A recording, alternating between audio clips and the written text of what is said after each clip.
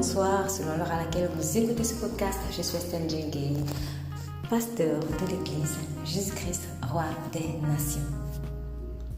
Je dois avancer. Tel est le titre du message de ce culte du 10 septembre 2023. C'est une très bonne chose de secourir les autres, surtout lorsque nous servons Dieu. Cependant, nous ne servons plus vraiment Dieu lorsque, sous prétexte de venir en aide à une personne, nous nous empêchons de recevoir la vie abondante de Christ, lorsque nous nous empêchons de rentrer dans les plans que Dieu a préparés d'avance pour nous.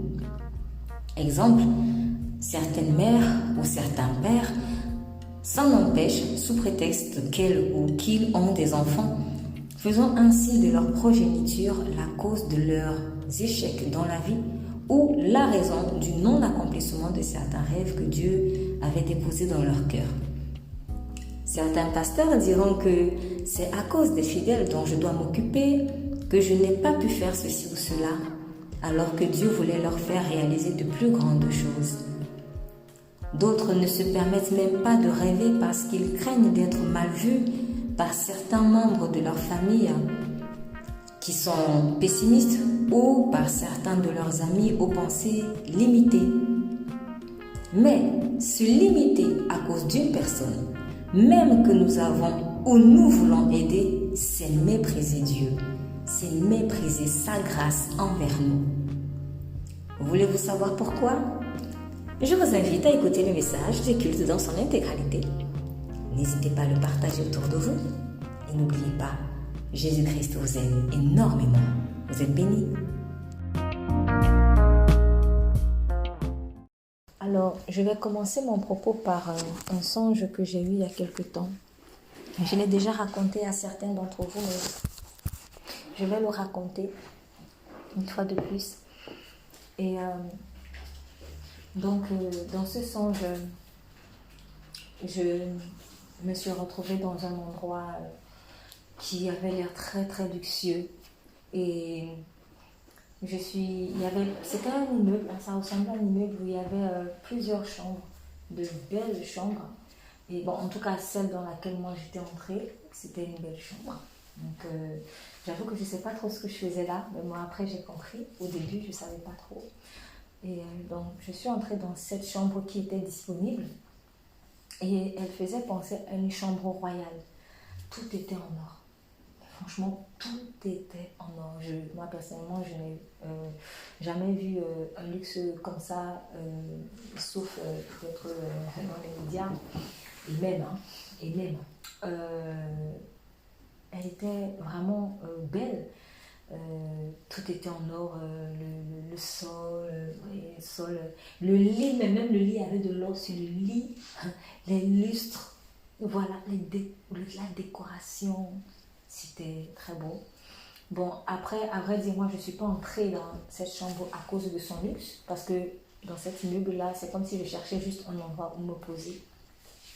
Et j'ai vu qu'il y avait une chambre qui était disponible. Je suis entrée, donc j'ai dit, il y a une chambre qui est disponible. Et en fait, c'est quand je suis allée m'asseoir sur le lit, je me rends compte que, waouh, c'est du luxe ici.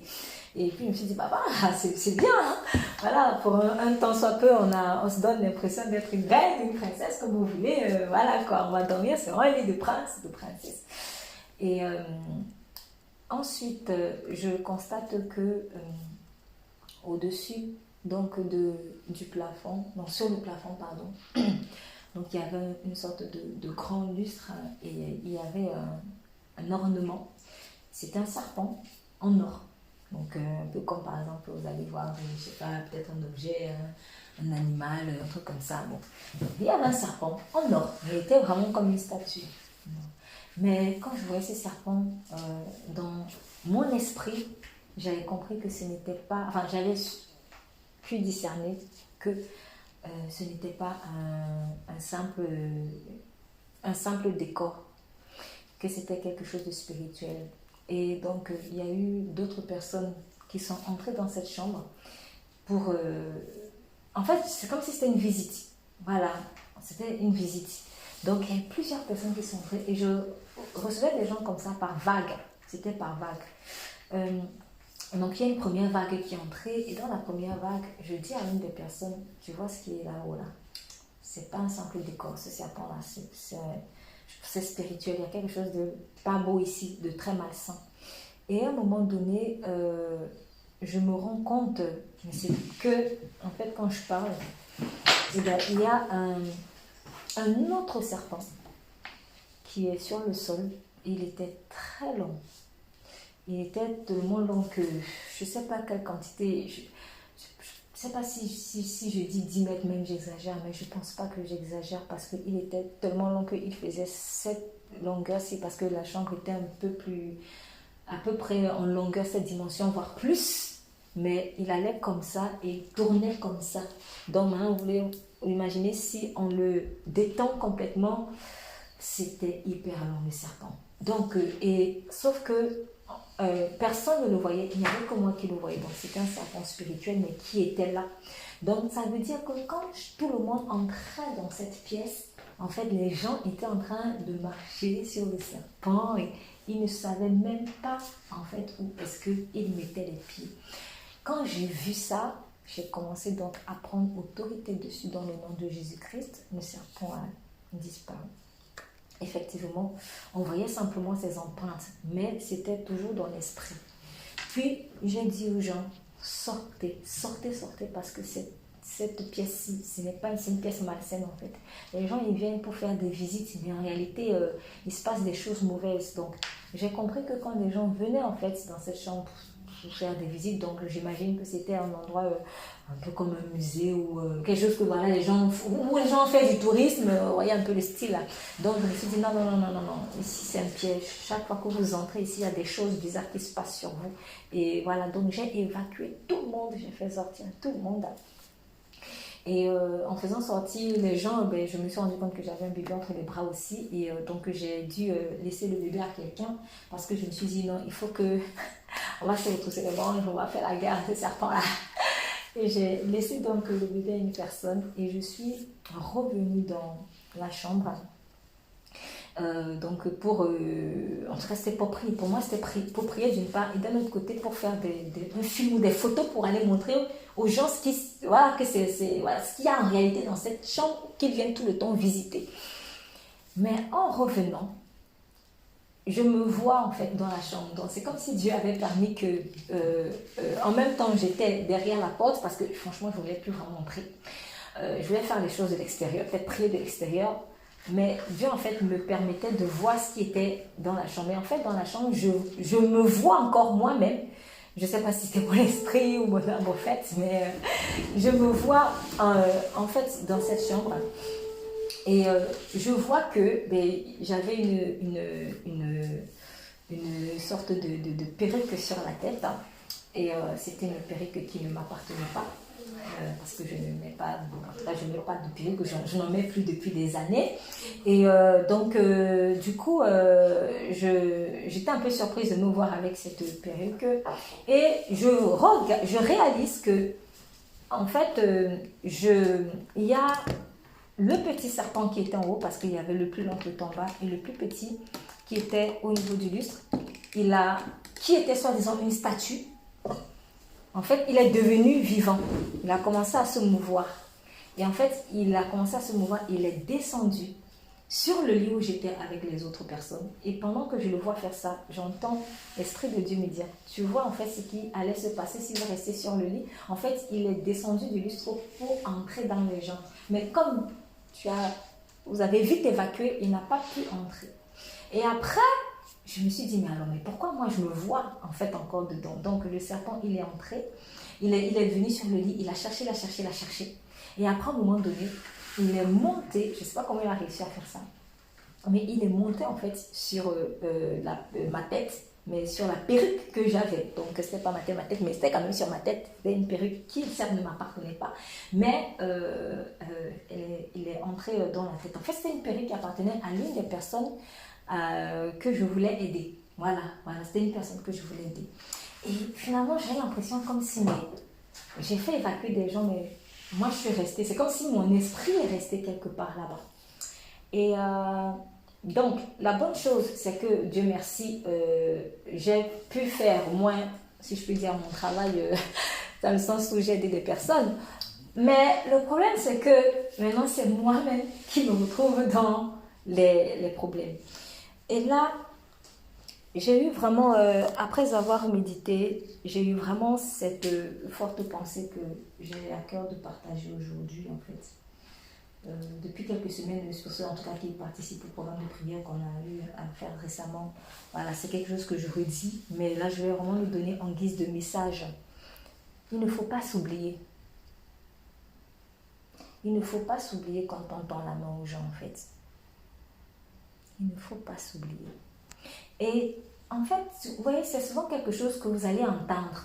Peut-être on va vous dire, mais tu sais, oui, vraiment, ouais, t'es quelqu'un de bien et tout, oui, mais prends soin de toi aussi. Ce sont des choses que j'ai entendues depuis que je suis beaucoup plus jeune. C'est vrai, voilà, pense à toi, pense à ta vie, machin.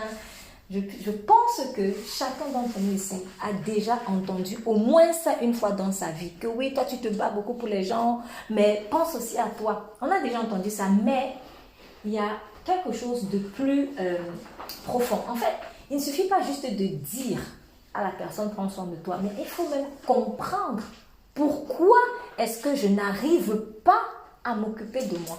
Pourquoi est-ce que je n'arrive pas en fait à prendre entre guillemets, je préfère dire entre guillemets parce que il ne faut pas qu'on croie maintenant que c'est toi qui dois être le maître de ta destinée, parce que c'est Dieu qui est le maître de ta destinée en fait. Mais pourquoi est-ce que je n'arrive pas à prendre les rênes de ma vie en fait? Pourquoi je n'arrive pas à penser à moi? Pourquoi il faut d'abord que je pense absolument à l'autre avant de penser à moi? Parce que en fait c'est un joug. Un joug, c'est une prison. J'ai réalisé que c'est une prison. C'est une prison spirituelle. Pour certaines personnes, ça peut être juste un oubli.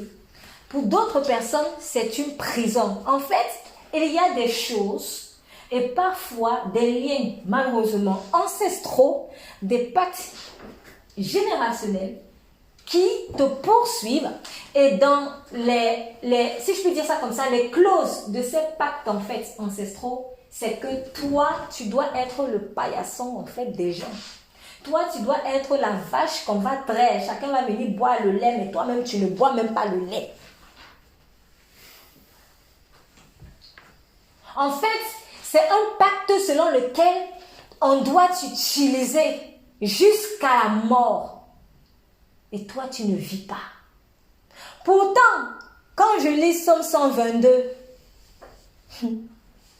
Jérusalem, tu es bâti comme une ville dont les parties sont liées ensemble. Ce n'est pas que Jérusalem, tu es détruit pour que seulement les autres vivent. Alors, il y a une nuance importante que je vais apporter entre le fait de se sacrifier pour les gens et le fait de ne pas s'oublier. Parce que, en fait, il y a un mensonge selon lequel, si je ne pense pas à l'autre, je suis égoïste ou je suis orgueilleux.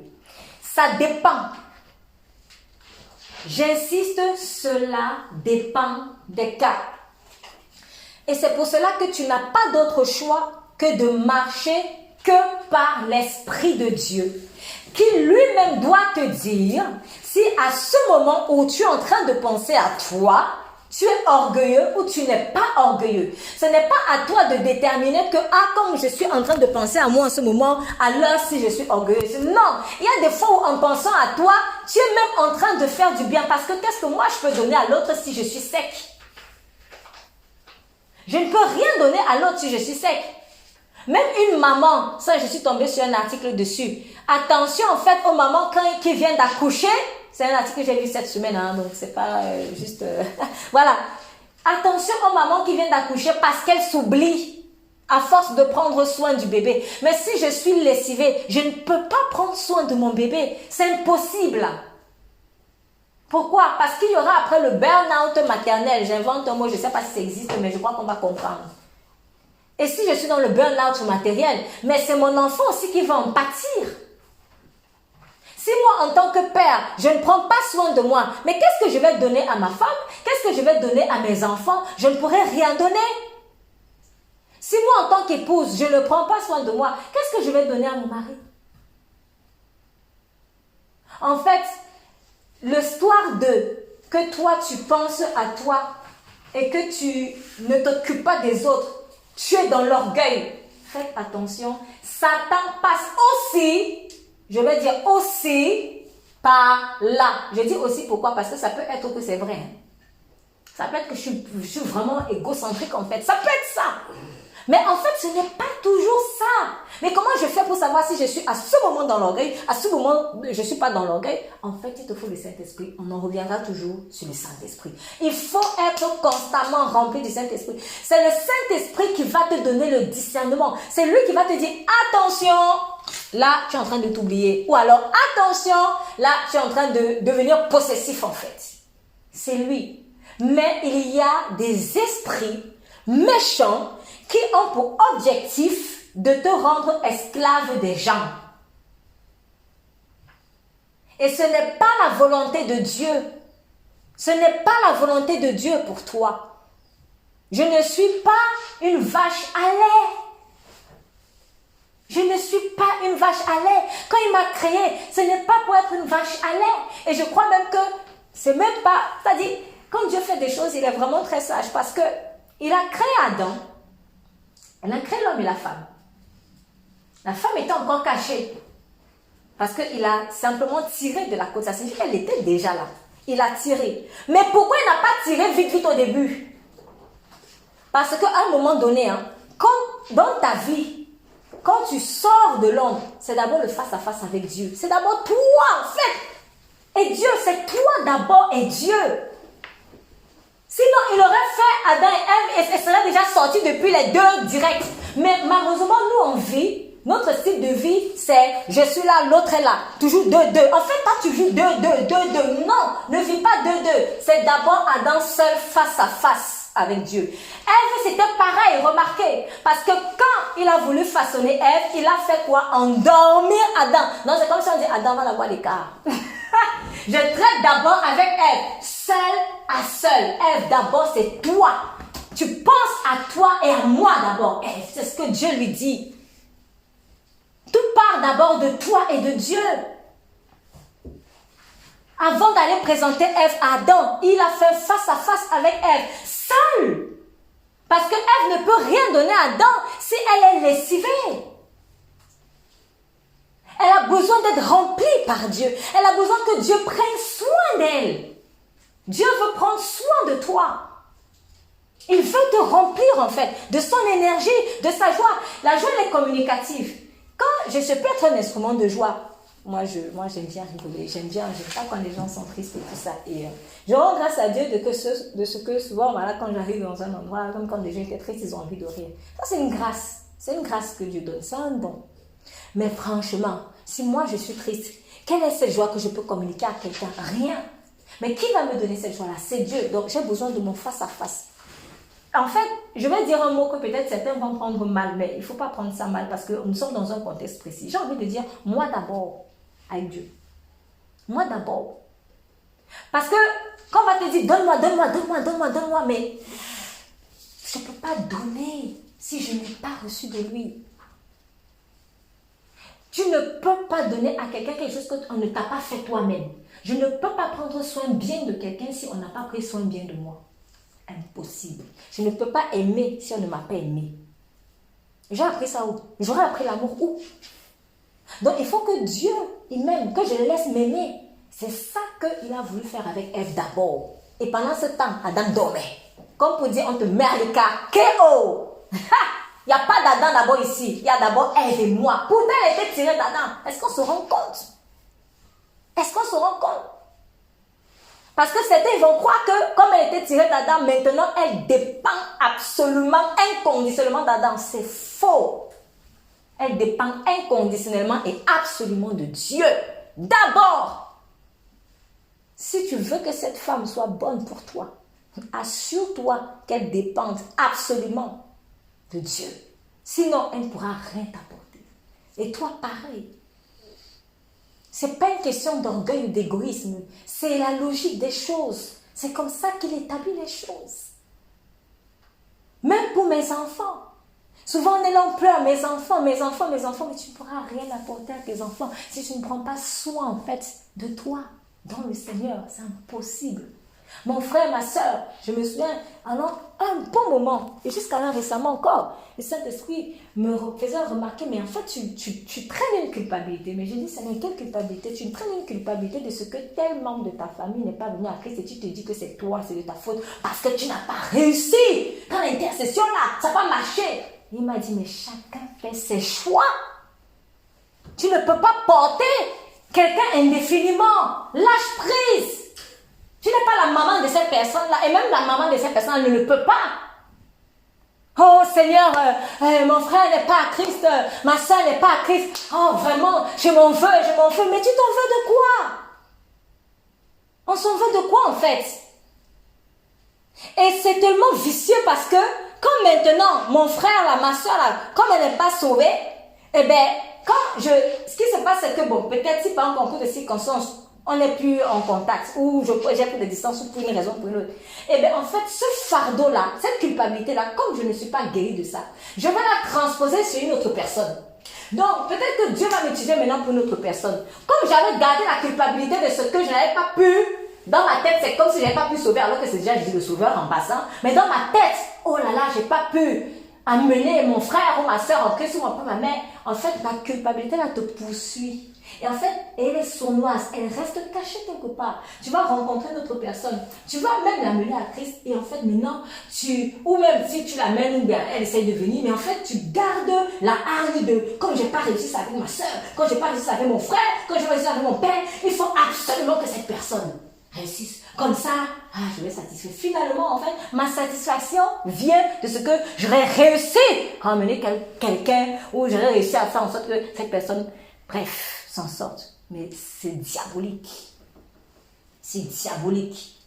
Et je me rends compte que le diable se paye tellement la tête des gens avec ce principe-là qu'il nous l'affiche tous les jours. Quand je disais dans cette semaine, cette histoire de la maman avec le bébé Jésus là, c'est pas beau. C'est un esprit en fait qui veut toujours que tu sois en train de porter des bébés. C'est un esprit. Mais je ne suis pas là pour porter des bébés indéfiniment. Si après 10 ans mon bébé est un bébé, mais je vais aller à l'hôpital pour dire, mais médecin, il y a un problème. Non. La logique des choses, c'est quoi? C'est que j'enfante, père ou mère, j'enfante, je produis quelque chose, et vient le temps où l'oiseau doit voler de ses propres ailes. Et je vais aller plus loin. Si l'oiseau ne veut pas maintenant voler de ses propres ailes, c'est moi qui vais sortir. Parce que moi, il faut que j'avance. Il faut que j'avance. C'est important, il faut avancer. Il faut arrêter de porter des bébés. C'est l'image des fardeaux en fait. Le fardeau des gens. Des gens peut-être qu'on aime. Il faut arrêter. Quand quelqu'un me disait hier, oui, mais il doit faire des études. Je dis, mais j'ai peur et tout. Mais si maintenant, ma famille n'est pas d'accord avec ça, mais avance. Avance. C'est pas une question de famille ou de pas famille. Ta famille, c'est pas ton bébé. Et tu n'es plus le bébé de ta famille. Ça, c'est toujours cet esprit-là. Porter les bébés, parce qu'on se sent dans la culpabilité. Parce qu'on pense que si on évolue, on va faire ça, on va faire du mal à l'autre. Non, je veux pas être riche. Si je suis riche maintenant, oh là là, mon pote du quartier qui est resté là dans la galère, je vais faire comment? Avance, il faut avancer. Il faut avancer. C'est un mensonge du diable. Il faut avancer. On n'a pas les mêmes destinées. Je suis désolée, on n'a pas les mêmes destinées, même si on est sortis au même moment du ventre de notre mère. Nous n'avons pas les mêmes destinées. Il faut qu'on ait le courage à un moment donné de vivre ça. Pourquoi? Parce que ce que Dieu veut, même souvent, c'est des séparations, afin que vous vous retrouviez dans le Seigneur. C'est la logique de Dieu, heureusement, je n'ai pas de tableau là pour l'instant, mais c'est un triangle en fait. C'est un triangle. Christ est là. Moi, je suis là. Et tout ce que j'avais appelé mes bébés là, ils sont ici. Mais si on reste toujours collé, on ne va pas avancer. Moi, je dois me séparer. Retrouver Christ. Lui aussi doit retrouver Christ. Si lui ne veut pas avancer, ça, c'est pas mon problème. Ça ne doit pas être mon problème, en fait. Tant que Dieu, peut-être, sauf si Dieu me dit, tu restes là, je vais rester. Mais vient souvent le temps où Dieu dit, pardon, pars. Et on n'écoute pas. On ne part pas. Pourquoi? Parce que, en fait, au moment où tu reçois l'instruction, pars. Comme il y a déjà un système inversé de réflexion, tu te dis non, ça doit être le diable qui me dit pas, je vais être orgueilleuse, je vais abandonner la personne, je vais abandonner, et en fait tu te prives de vivre ta vie. Tu te prives de vivre ta vie alors que Christ est mort pour que ses brebis aient la vie en abondance. Mais quelle vie en abondance je vais avoir si je reste en prison, dans la prison de cette personne? Il faut évoluer. Je dis, même si c'est ton fils, même si c'est ta fille, il faut évoluer. S'il vous plaît, évoluons, avançons, ne restons pas là. Si l'autre veut échouer, ça le regarde avec Dieu. Mais moi, je dois avancer. Je ne veux pas échouer parce que quelqu'un a échoué. Oui, tout le monde dans ma famille, de toute façon, on n'a jamais eu plus du master. Mais ça c'est de la bonne de ta famille. C'est pas toi. Refuse ça dans ta vie. Oui, tes esprits des familiaux là, c'est souvent comme ça, ils font. Ici, la personne n'a jamais eu le master. Donc, tu es qui pour avoir le master? Et donc, quand tu vas vouloir faire ce master-là, tu as l'impression que c'est dur, c'est dur. C'est dur pourquoi? Parce qu'il y a un décret comme quoi tu dois être comme tous les membres de ta famille. Ou tu dois être comme tous tes amis. Et ces esprits familiaux, on les transporte dans nos relations professionnelles, nos relations amicales, nos relations bizarres. Donc, moi, je sors d'une famille où on dit qu'on ne doit pas avoir le master. Je vais, peut-être que dans un milieu professionnel, j'ai un collègue, je vais parler avec lui. Lui, il dit que, ah oui, franchement, j'ai à cœur, j'ai envie de reprendre les études, je vais avoir le master. Bon, je m'entends bien avec lui. Et puis, je commence à ressentir un truc bizarre dans mon cœur. Ça, c'est les esprits familiaux là qui t'ont interdit toi-même d'avoir le master, qui sont en train d'être dérangés parce que lui, il a dit ça. Et après, tu commences à avoir des jalousies, des trucs bizarres. Pourquoi? Parce que ces esprits de limitation là sont en train de s'exciter en toi, en fait. Mais c'est parce que tu les as cautionnés. Il faut qu'on cesse ça. Si quelqu'un a envie de rester dans sa prison, il faut le laisser. Toi, il faut avancer. Il faut avancer. On se prive de vivre la vie de Christ. Cette vie épanouie. Pourquoi? Parce qu'on regarde à l'autre. Et on culpabilise. Parce que l'autre n'avance pas. Mais il y a des choses, ça ne dépend pas de moi. Ça dépend de la personne. Ça dépend de la personne. Même Dieu ne l'oblige pas à se lever. Il a dit au paralytique de 38 ans, veux-tu être guéri? Veux-tu être guéri? Oui, je vais être guéri. Bon, lève-toi alors. C'est pas Jésus qui allait le prendre le tireur du lit comme ça. Il a dit, toi-même, lève-toi. Bon, maintenant, Dieu lui est en train d'attendre que la personne se lève parce qu'il a déjà libéré la parole de guérison. Donc, il a fait sa part. Quand il dit, lève-toi, la parole de guérison est venue. Donc, à la personne maintenant de saisir. Maintenant, moi, je suis qui? Disciple de Christ ou même, peut-être même pas disciple de Christ. Moi, je suis qui pour aller dire que je vais aller tirer la personne là alors qu'elle ne veut peut-être pas encore se lever? Je suis qui? Je veux montrer quoi à Dieu en fait? Qu'est-ce que je veux montrer à Dieu? Et c'est là que j'ai réalisé que mais c'est de l'orgueil à souhait. Je me suis dit, mais Seigneur, mais que c'est de l'orgueil en fait. Parce que qu'est-ce que je viens prétendre? Toi-même, tu es là, tu attends que la personne en fait saisisse la parole et qu'elle se lève. Et moi, je veux prouver que non, attends, je dois aller la tirer là-bas. Non, c'est un piège. Et le problème, c'est que maintenant, quand la personne, elle est à terre et Dieu reste quand même là. Pourquoi? Parce que son amour est patient, en fait. Dieu attend parce qu'il est patient. Il est patient avec cette personne. Il est là parce qu'il attend que cette personne accepte de croire finalement en cette parole de foi. Et cela signifie que le temps qu'elle ne se lève pas, ça vient de sa propre volonté quelque part. Et ça ne peut pas violer. Parce que la seule chose que Dieu ne peut pas violer, c'est notre libre arbitre. Il ne peut pas. Il peut faire tout. Il est le tout-puissant. Mais il devient, permettez l'expression, en guillemets, impuissant devant notre libre arbitre. Il ne peut pas. Parce que l'amour ne force pas. Quelqu'un qui te dit qu'il t'aime et qui te force à l'aimer, c'est même pas l'amour là-bas. Ça, c'est le diable. Donc, la personne, pour l'instant, en fait, elle n'est pas prête ou elle ne veut pas. Donc, qu'est-ce qui va se passer? Quand moi, maintenant, je vais aller tirer la personne là. Donc, elle est là en bas. Elle s'accroche à son lit de paralytique. Moi, je viens la tirer. Elle va peut-être tendre la main. Mais il y a un autre main qui est en train de dire, je ne veux pas encore partir, je ne veux pas encore partir. En fait, déjà, on est dans l'hypocrisie. Donc, quand toi, tu vas la tirer, qu'est-ce qui va se passer? Eh bien, tu vas tirer, ça ne va pas bouger. Tu vas tirer, ça ne va pas bouger, ça ne va pas bouger. Elle ne se lève pas. Et toi-même, tu restes bloqué aussi sur son lit de paralytique. Pardon, il faut partir. Il faut la laisser se lever en son temps.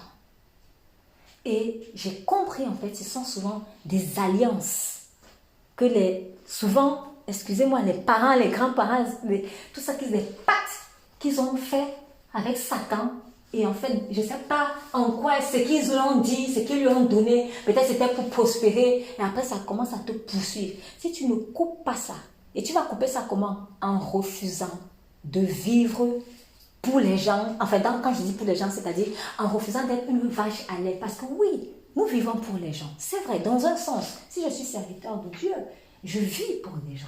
Mais avant de vivre pour les gens, je vis pour Dieu d'abord. Jésus-Christ a aimé plus le Père que nous, hein. Parce que s'il n'aimait pas plus le Père que nous, il n'aurait pas eu le courage d'aller à la croix. Parce qu'à un moment donné, quand la mort a commencé, l'inquiétude a commencé à le saisir, il a dit, Père, si seulement cette coupe pouvait s'éloigner. Dans son humanité, il a dit cela. Le côté humain a parlé. Si cette coupe pouvait s'éloigner. Mais, non pas ma volonté. Non pas ma volonté.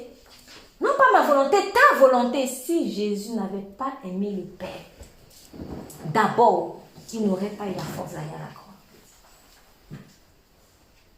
Donc, c'est parce qu'il a aimé le Père qu'il nous a servi. Il est venu nous servir, mais c'est parce qu'il aimait le Père.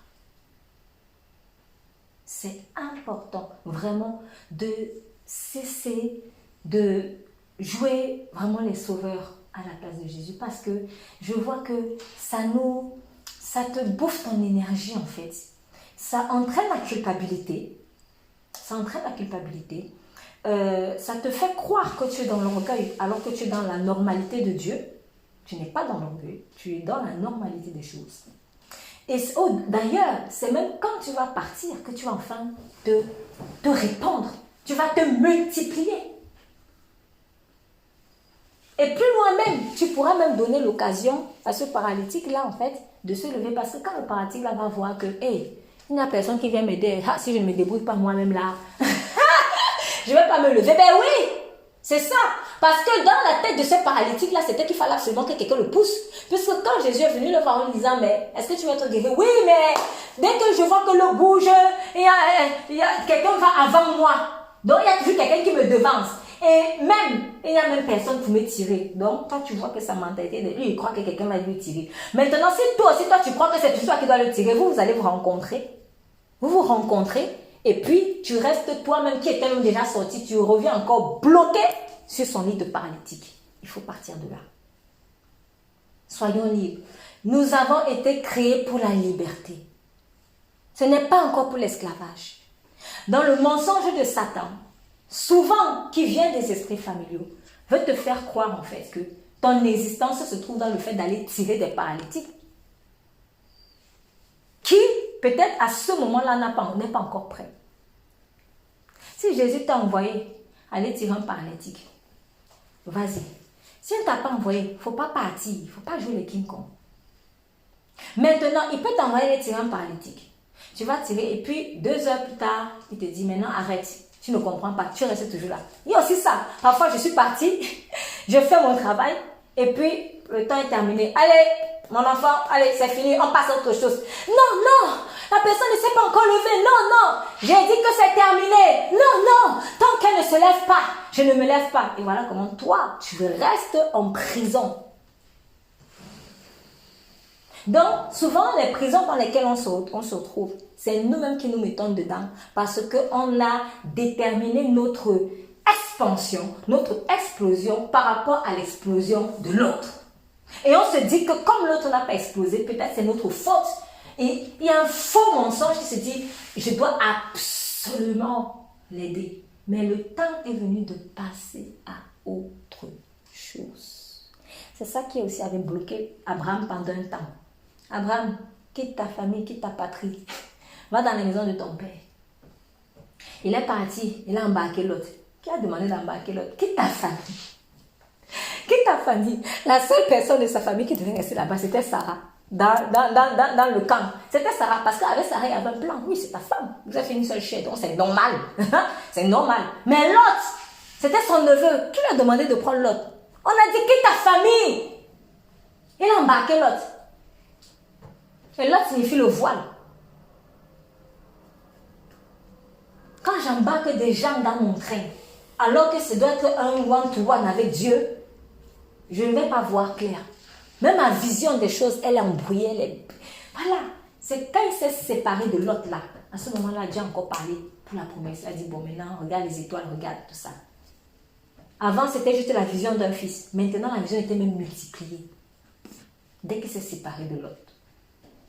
Pourquoi? Parce que sûrement, Abraham réfléchissait comme moi.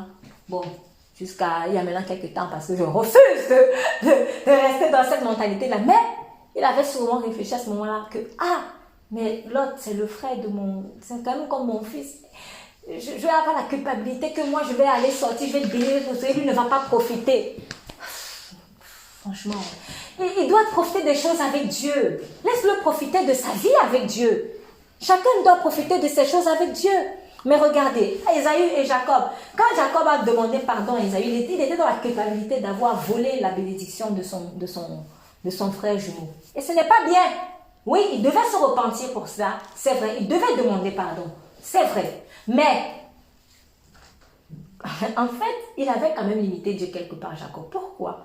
Parce que quand il rencontre son frère Ésaü, il veut lui offrir des biens. Ésaü dit, moi je suis déjà dans l'abondance. Mais non, prends. Je suis déjà dans l'abondance. En fait, c'était une façon de se décharger. Parce que comme il avait la culpabilité que comme j'ai volé le droit d'aînesse, donc j'ai volé la bénédiction qui est derrière. En fait, c'était ça. Donc peut-être que oui, il est même déjà, il est pauvre là où il est là. Peut-être qu'il galère. Mais non, Ésaü a vécu sa vie avec Dieu. Dieu l'a béni. Il a dit, Dieu m'a béni. C'est Dieu qui l'a béni. Donc on n'a peut-être pas toutes les explications dans la Bible, mais il a vécu des choses avec Dieu. Dieu l'a béni. Dieu s'occupe de le bénir. Et c'est aussi comme ça que Dieu avait rassuré Abraham par rapport à Ismaël. C'est vrai, il n'avait pas demandé d'aller voir Agar. C'est vrai. Ok, l'enfant est sorti. Ismaël n'a rien. C'est pas sa faute. C'est pas sa faute. Mais maintenant, quand il dit c'est pas toi d'Ismaël, le cœur est dur, le cœur. Oui, c'est normal parce que comment moi je vais me séparer de mon fils? C'est pas facile de se séparer de son fils. C'est pas facile, surtout que ce fils-là n'a rien demandé pour naître. C'est pas sa faute. C'est pas sa faute. Mais, qu'a dit Dieu à Abraham par rapport à Ismaël? Je le bénirai aussi. Je ferai de lui, de nombreuses nations sortiront de lui. 12 princes sortiront de lui. Mais ça, c'est fort, ça. 12 princes. Ismaël est l'ancêtre de nombreuses personnes aujourd'hui. C'est une bénédiction. Il n'est pas mort dans la galère. Laisse les gens vivre leur vie avec Dieu. Laisse les gens vivre leur destinée avec Dieu. Il faut arrêter de venir s'accrocher toujours là. S'accrocher comme si, je ne sais pas. Ça, c'est là où se cache l'esprit de contrôle aussi. Donc nous, on croit que c'est une bonne chose. Mais en fait, derrière cela, c'est un esprit de contrôle qui se cache. Tu contrôles la vie de l'autre et tu laisses aussi que l'autre contrôle ta vie. C'est même pour un père et un fils, Dieu a demandé une séparation pour que chacun aille vivre sa vie. Ma plus forte raison, moi. Peut-être avec un ami ou avec un frère. Mais voilà. Vivons notre vie. La vie que Christ a prévue pour nous. Laissons aller les gens. Laissons aller les gens. Et toi, prends le courage de partir. Et vis ta vie. Sois libre. C'est pour... Sinon, Christ, il est mort. Pourquoi? Maintenant, quand je dis sois libre là, certaines personnes vont peut-être croire que ça signifie que je ne dois plus absolument le voir. Ça dépend des contextes. Que Dieu parle à chacun en fait en fonction de ce qu'il dit. Mais en fait, quand je dis sois libre, je parle essentiellement du cœur en fait. Je parle essentiellement du cœur. Donc, je peux même mettre mon enfant, même qui est là que, je ne sais pas moi, 10 ans peut-être. Mais il ne faut pas que je sois dans l'esprit où je vais avoir la culpabilité parce que l'enfant c'est comme ça. Si je sais que j'ai tout fait, j'ai tout donné en tout cas aux yeux de Dieu là, moi, je peux me laver les mains, je dois être tranquille. Je dois être tranquille parce qu'on ne peut pas obliger l'être humain à se soumettre à Dieu. On ne peut pas. Même si c'est ton enfant de 10 ans, toi tu fais ce que tu dois faire pendant le temps que tu dois faire. Mais après, franchement, tu ne vas pas culpabiliser éternellement parce que l'enfant n'a pas été obéissant. Samuel n'a pas eu des fils obéissants à Dieu. Le grand prophète Samuel, dont on connaît l'intégrité toute la vie. 2 fils qui n'ont pas été intègres, réputés pour être des malhonnêtes. Mais on devait reprocher quoi à leur père? Il a fait ce qu'il a à faire. Et s'il a fait ce qu'il a fait, ils vont au paradis. Eux, s'ils ne veulent pas, c'est leur problème. Ça fait mal. Mais en tout cas, croyez que là-bas au paradis, il n'y a plus de larmes. Hein. Donc Dieu va puissamment te consoler. Et avant même d'aller là-bas, sur terre même déjà, il te console. Ah oui. Donc, il ne faut pas croire que, comme je suis le fils d'un tel, je vais lui laisser la culpabilité parce que je ne vais pas dire, oui, tu ne me laisses pas, tu ne me laisses. Non, à un moment donné, hein, mon fils là, moi, je t'ai donné ce que je t'ai donné. Mais je ne vais pas me priver du bonheur parce que tu es mon enfant. Je suis désolée. Ça, ce n'est pas la volonté de Dieu, ça. Et je l'ai davantage compris, en fait, par rapport à la résurrection de Christ. Mais avant de venir à la résurrection de Christ, parce que si je ne donne pas la résurrection de Christ maintenant, je crains qu'on ne puisse pas très vite me saisir. On va aller lire une histoire qu'on connaît bien, mais pour ma part qui était... en tout cas, je l'ai vue vraiment sous un nouvel angle. C'est pour ça que la méditation de la Bible est très importante, parce que il y a vraiment de nouvelles couches de révélation que Dieu vous donne et il ne faut jamais, pas mépriser la parole, c'est important. Je fais vraiment un clin d'œil en fait pour ceux qui ne lisent pas. Il faut vraiment méditer la parole. C'est dans... Bon, on va d'abord aller dans 2 Samuel 7, parce qu'il y a 2 histoires, mais par rapport toujours à David. 2 Samuel chapitre 7, s'il vous plaît. 2 Samuel chapitre 7. Alors, je vais moi me lire. Lorsque le roi David, en passant David, habita dans sa maison. Donc, on sait que David, voilà, il a beaucoup galéré. Il a beaucoup galéré, mais dans toute cette galère-là, c'était la formation de Dieu à la royauté. Parce que David était en train d'être préparé par Dieu pour devenir le roi de tout un peuple. Donc, pour ça, il faut quand même que tu traverses certaines épreuves. Et Dieu l'a bien préparé. Et on dit donc lorsque le roi David habita dans sa maison, et que l'Éternel lui eut donné du repos, parce que David c'était quelqu'un qui était tout le temps en guerre, il avait tout le temps la guerre, les gens qui essayaient de venir voler son royaume, des choses comme ça. Et il a à un moment donné de sa vie, il n'y avait vraiment plus autant d'ennemis, donc on était posé. Il dit, et il est écrit, après l'avoir délivré de tous les ennemis qui l'entouraient, il dit à Nathan le prophète, vois donc, j'habite dans une maison de cèdre, et l'arche de Dieu habite au milieu d'une tente. Nathan répondit au roi, va, fais tout ce que tu as dans le cœur, car l'Éternel est avec toi. La nuit suivante, la parole de l'Éternel fut adressée à Nathan. Comme pour dire, on peut être prophète de Dieu, mais on reste des humains. On peut un jour dire quelque chose de vrai, c'est vraiment inspiré par l'Esprit de Dieu, mais il y a des fois où ça peut vraiment être de la chair. Donc, il ne faut pas toujours s'appuyer sur la prophétie de quelqu'un. Il faut aussi aller demander des confirmations à Dieu. Donc, et en même temps, à l'inverse, si je sais que je prophétise souvent et qu'un jour je me suis trompée, c'est pas... voilà, ça peut arriver. Je comprends que ça peut arriver. Donc, il y a des fois où je vais parler par l'Esprit, mais ça peut arriver que je parle par la chair. Voilà. Donc, par exemple, Nathan lui a dit, va, fais tout ce que tu as dans le cœur, l'Éternel est avec toi. Parce que pour Nathan, c'était normal. Moi-même, à la place de David, je me dis, moi, franchement, je vais aussi réfléchir peut-être comme ça. Moi, je suis dans un royaume, j'ai une belle maison, c'est Dieu qui m'a donné la belle maison là. Mais l'arche de l'alliance, ça dehors, une tente, pour quelqu'un qui est très zélé pour Dieu, on peut comprendre le sentiment. Donc, peut-être que pour d'autres, ça ne leur dirait rien. Mais David était très zélé pour Dieu. Donc, et Nathan comprenait ça. Il a dit, mais vas-y, si tu as envie de faire un truc pour Dieu, une maison, mais vas-y. Mais la nuit suivante, la parole de l'Éternel fut adressée à Nathan. Va dire à mon serviteur David, ainsi parle l'Éternel. Est-ce toi qui me bâtis une maison pour que j'en fasse ma demeure? Mais je n'ai point habité dans une maison depuis le jour où j'ai fait monter les enfants d'Israël hors d'Égypte jusqu'à ce jour. J'ai voyagé sous une tente et dans un tabernacle. Partout où j'ai marché avec tous les enfants d'Israël, ai-je dit un mot à quelqu'une des tribus d'Israël à qui j'avais ordonné de paître mon peuple d'Israël? Ai-je dit, pourquoi ne me bâtissez-vous pas une maison de cèdre?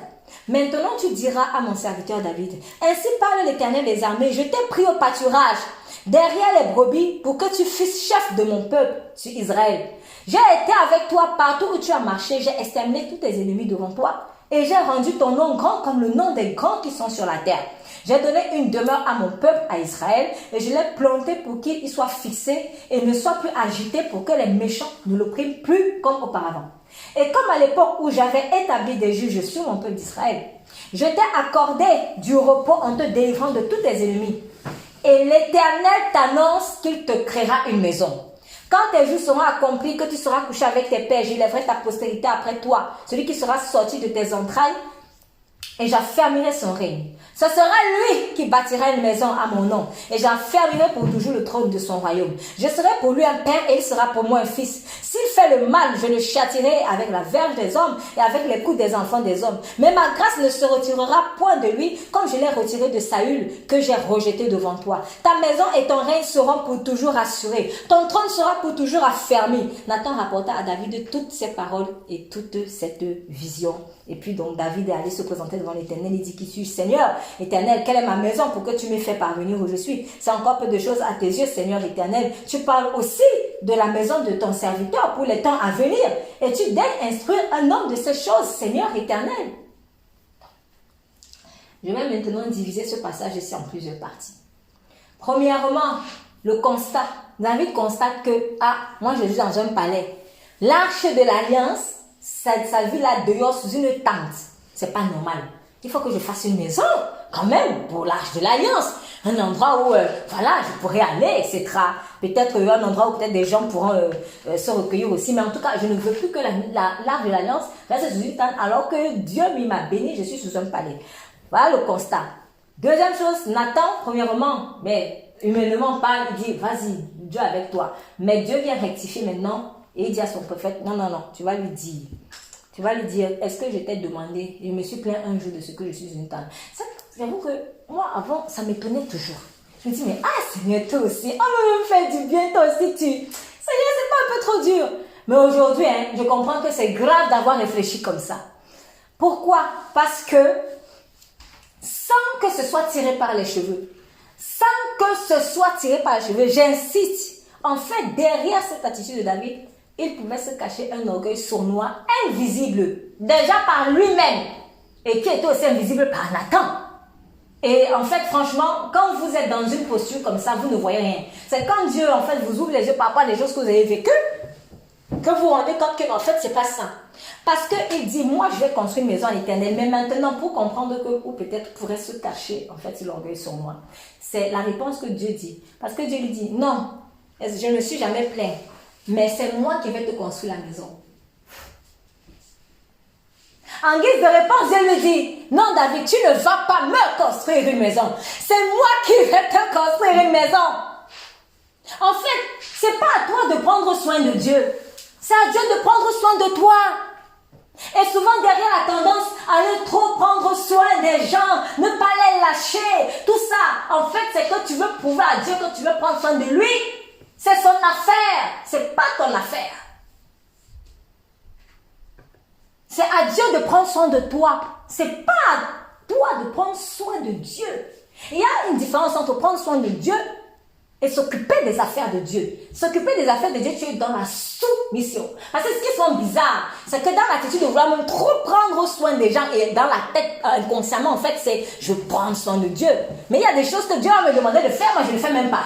Alors c'est bizarre. Si j'aime Dieu tant que ça, pourquoi je suis donc pas alors constamment obéissant? C'est bizarre. Ouais, c'est là où ça cache en fait l'orgueil. Si vraiment c'est l'amour de Dieu qui me pousse à lui construire la maison ou à prendre soin de lui finalement. Mais pourquoi en fait je ne suis pas obéissant en fait sur des choses simples soins qu'il me demande de faire? C'est pas à moi de prendre soin de Dieu. C'est à Dieu de prendre soin de moi. C'est ça qu'il a dit. Tu ne vas pas me bâtir une maison. C'est moi qui vais te bâtir. Et l'Éternel t'annonce qu'il te créera. Je t'annonce ça. Tu ne savais pas? Non, attends, je t'annonce. C'est moi qui te donne la maison. C'est pas toi qui vas me donner la maison. Laisse faire. Laisse faire. Et souvent on est là, non, attends Seigneur, je vais te prouver que je peux te donner une maison. Non, tu ne peux rien prouver à Dieu. Comment, qu'est-ce qu'il m'a dit? Le mortel ne peut pas prendre soin de l'immortel. Le mortel ne peut pas prendre soin de l'immortel. S'il y a une des phrases à garder, c'est celle-là. Le mortel ne peut pas prendre soin de l'immortel. Qu'est-ce que toi, mortel, tu peux prouver trop à Dieu, en fait? C'est à lui de prendre soin de toi.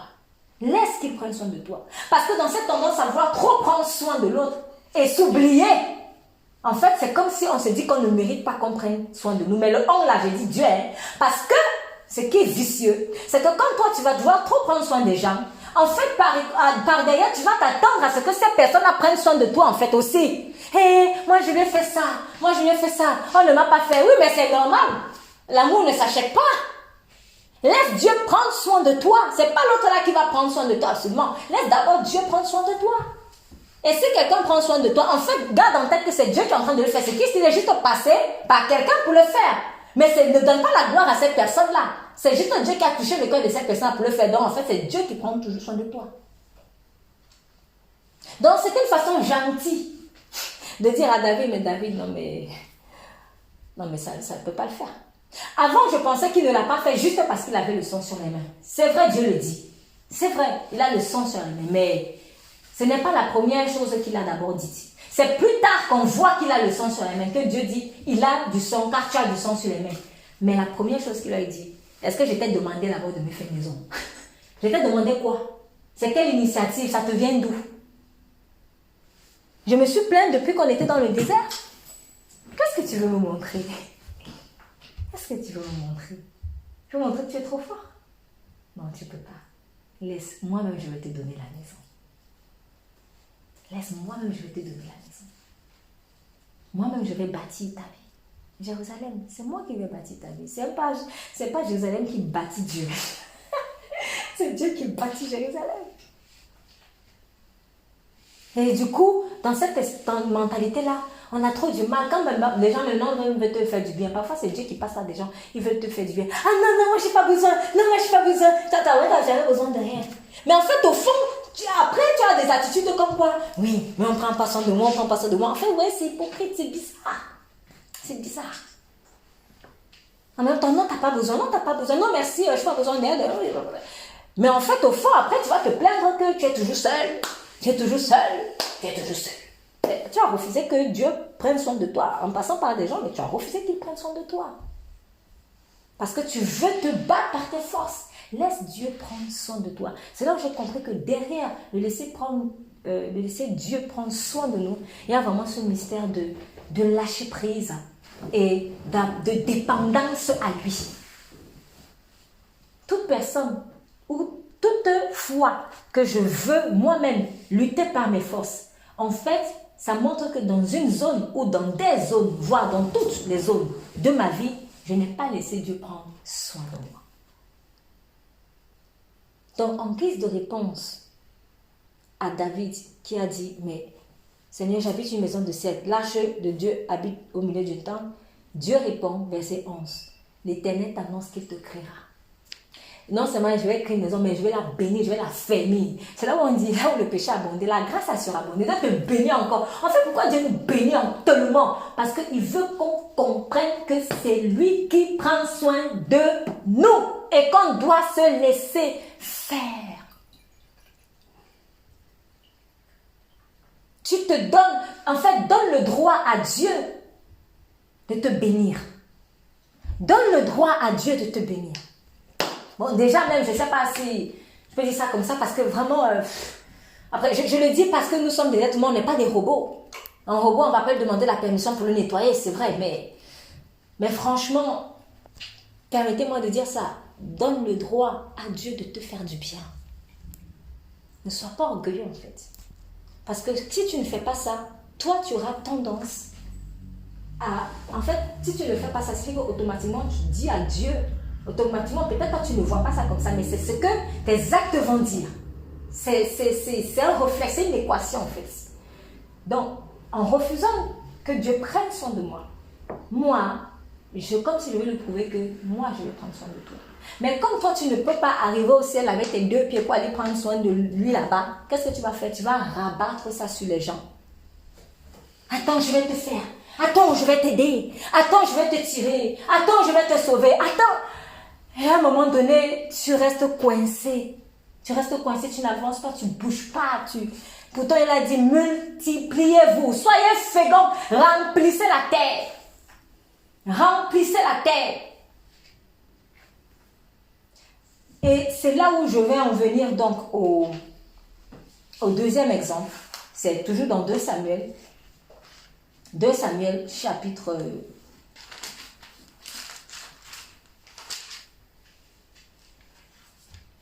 11.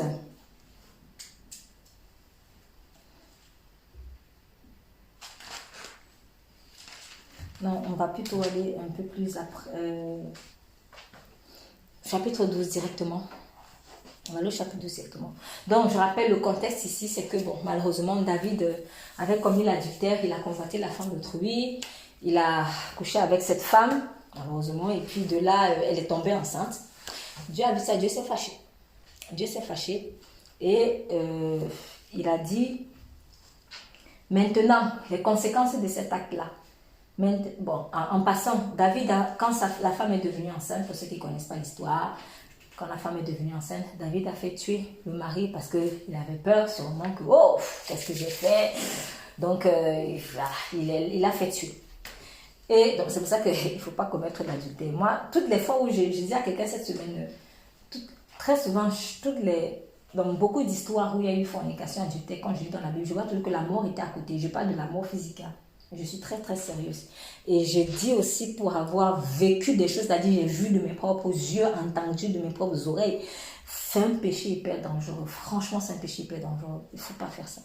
Vraiment pas faire ça. Si vous avez commis de grâce, allez crier à Dieu et demander qu'il vous sauve. Ça, c'est un truc très, très, très, très grave. Donc, tu vas croire que tu as un plaisir de 5 minutes là. Ça t'a bouffé toute ta vie. Tu ne sais même pas. Peut-être tu vas voir que tu vas avoir l'argent. Oui, parce que David n'a pas perdu l'argent quand il a fait ça. On n'a pas vu qu'il a perdu l'argent. Il est resté le roi. Mais il y a un psaume où il dit, tant que je me taisais, mes os se consumaient. Donc, ça signifie que même peut-être la santé, même, il n'y avait même plus. Voilà, il n'y a plus la... Non, ne serait-ce que la santé émotionnelle. Je peux être dans une chambre royale, comme je l'ai dit tout à l'heure, mais des serpents me marchent dessus. Ça, c'est une leçon de ce songe aussi. Les serpents te marchent dessus, en fait. Ça sert à quoi? Franchement, je préfère dormir en paix. Mais en paix, un bon sommeil sur une simple natte. Que de venir dormir sur un lit avec des serpents qui te marchent dessus et qui te bouffent la vie. Donc ça, c'est une parenthèse. Et en guise de conséquence, Dieu lui dit, maintenant l'épée ne s'éloignera jamais de ta maison parce que tu m'as méprisé et parce que tu as pris la femme d'Uri le Héthien pour en faire ta femme. Ainsi parle l'Éternel, voici je vais faire sortir de ta maison le malheur contre toi. Je vais prendre sous tes yeux tes propres femmes pour les donner à un autre qui couchera avec elle à la vue de ce soleil. Car tu as agi en secret et moi je ferai cela en présence de tout Israël et à la face du soleil. David dit à Nathan, j'ai péché contre l'Éternel. Donc Dieu parlait par Nathan le prophète. Et David se repent et dit, j'ai péché. Et Nathan dit à David, l'Éternel pardonne ton péché, tu ne mourras pas. Mais parce que tu as fait blasphémer les ennemis de l'Éternel en commettant cette action, le fils qui t'est né, donc le fils adultérin, mourra. Donc, comme David s'est vraiment repenti, Dieu a dit, bon, tu ne vas pas mourir. Donc, vous voyez, la mort était déjà en train de venir sur David. Je ne sais pas combien de temps il avait passé entre le temps où il avait commis ce péché-là et le temps où Dieu est venu lui parler finalement par Nathan. Parce que parfois Dieu attend. Comment on se dit que, ah bon, Dieu ne me punit pas, ça y est, c'est bon. Non, la mort est déjà en cours. Tu l'as appelée. Elle est déjà en cours. Peut-être même le temps que Dieu te garde en vie, c'est pour voir, mais est-ce qu'il va même se repentir? Est-ce qu'il va se repentir? Comme Dieu est patient, ça va prendre un certain temps, mais la mort était déjà en train de courir. Jusqu'au jour où Dieu a dit, bon, ok, c'est bon. Alors là, je te laisse à la mort. Et la mort était déjà en train de venir. Donc si David ne se repentait pas, on allait entendre sa mort ici. Son histoire allait finir là, dans 2 Samuel 12, je ne sais pas moi. Donc, faisons attention. Mais la repentance se sauve. Là qu'on dit que l'humilité précède la gloire. L'humilité précède la gloire. Il faut vraiment s'humilier. Cependant, il y a eu des conséquences. Il a dit, bon, toi, tu ne vas pas mourir, mais le fils là, il va mourir. Il va mourir. Je ne vais pas laisser ce fils adultérin vivre. Et Nathan s'en alla donc dans sa maison, et l'Éternel frappa l'enfant que la femme d'Uri avait enfanté à David, et il fut dangereusement malade. Mon enfant est tombé malade. David pria Dieu pour l'enfant et jeûna. Dieu avait déjà donné la sentence. Non, toi tu ne vas pas mourir, d'accord. Et l'enfant là, lui, il part. Dieu avait déjà donné la sentence. Mais David, Seigneur, s'il te plaît, Seigneur, jusqu'à ne même plus manger. Il a jeûné, prié, jeûné. Et on dit, et quand il rentra, il passa la nuit couché par terre. Donc il ne dormait même plus sur son lit royal. Il dort au sol, il ne mange pas. Et il prie tout le temps. Pardon, fais vivre mon enfant. Pardon, fais vivre mon enfant. Et les anciens de sa maison insistèrent auprès de lui pour le faire lever des terres. Mais s'il te plaît, lève-toi, viens manger. Mais il ne voulut point et il ne mangea rien avec eux. Le 7e jour, l'enfant mourut. Donc, imaginez combien de temps il n'a pas mangé. 7 jours. 7 jours pour, excusez-moi, forcer la main de Dieu. Parce que finalement, c'était ça. Quand Dieu a décidé, Dieu a décidé. Quand Dieu a décidé, Dieu a décidé. Ça ne veut pas dire qu'il y a des fois où on ne peut pas fléchir son cœur. Mais n'exagérons pas. Ne croyons pas qu'on va forcer la main de Dieu, en fait. On ne force pas la main de Dieu. Surtout quand il y a des choses graves comme ça. Donc, Dieu lui avait promis qu'il allait lui bâtir une maison. Quand il a déjà un plan. Donc, en fait, la faute de David là venait quelque part gâter les plans, en fait. Parce que qui dit, je vais te donner une maison, ça va être un de tes fils. Ça va être de tes fils. Donc, maintenant, quand tu viens ajouter un dans le péché, en fait, comme j'avais dit une fois, je crois que si aussi, ouais, c'est vrai, c'était de sa propre faute, mais bien sûr, le diable a tenté. Et le diable a suscité cette tentation-là parce que David avait aussi la promesse que tu vas avoir une maison que je vais affermir et ce sera un de tes fils, etc. Je pense que Satan a voulu mettre sa part de grain de sel pour que ce soit un fils né d'adultère qui vienne. Parce que le diable veut toujours mettre son ivraie là où il y a le blé. Faisons attention. Quand Dieu t'a fait une promesse, il ne faut pas aller voir, il ne faut pas aller ailleurs. Reste là où il t'a placé. C'est là où va sortir la bénédiction. Parce que le diable est un semeur d'ivraie. Dieu donne la promesse à Abraham. Et puis, par l'incrédulité, Sarah a un souci. Ismaël sauve.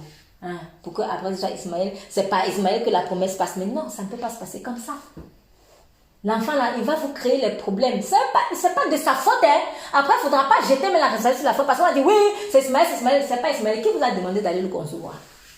Il n'a rien demandé. Il n'a rien demandé. C'est pas sa faute. Donc, arrêtons de jeter la responsabilité aussi sur l'autre. C'est toi-même, parent, qui allais consciemment et tu savais que il pouvait sortir un enfant de cette relation. Tu es parti là-bas. Maintenant, tu te retrouves coincé. Il faut seulement s'humilier. Il faut simplement s'humilier et laisser Dieu arranger.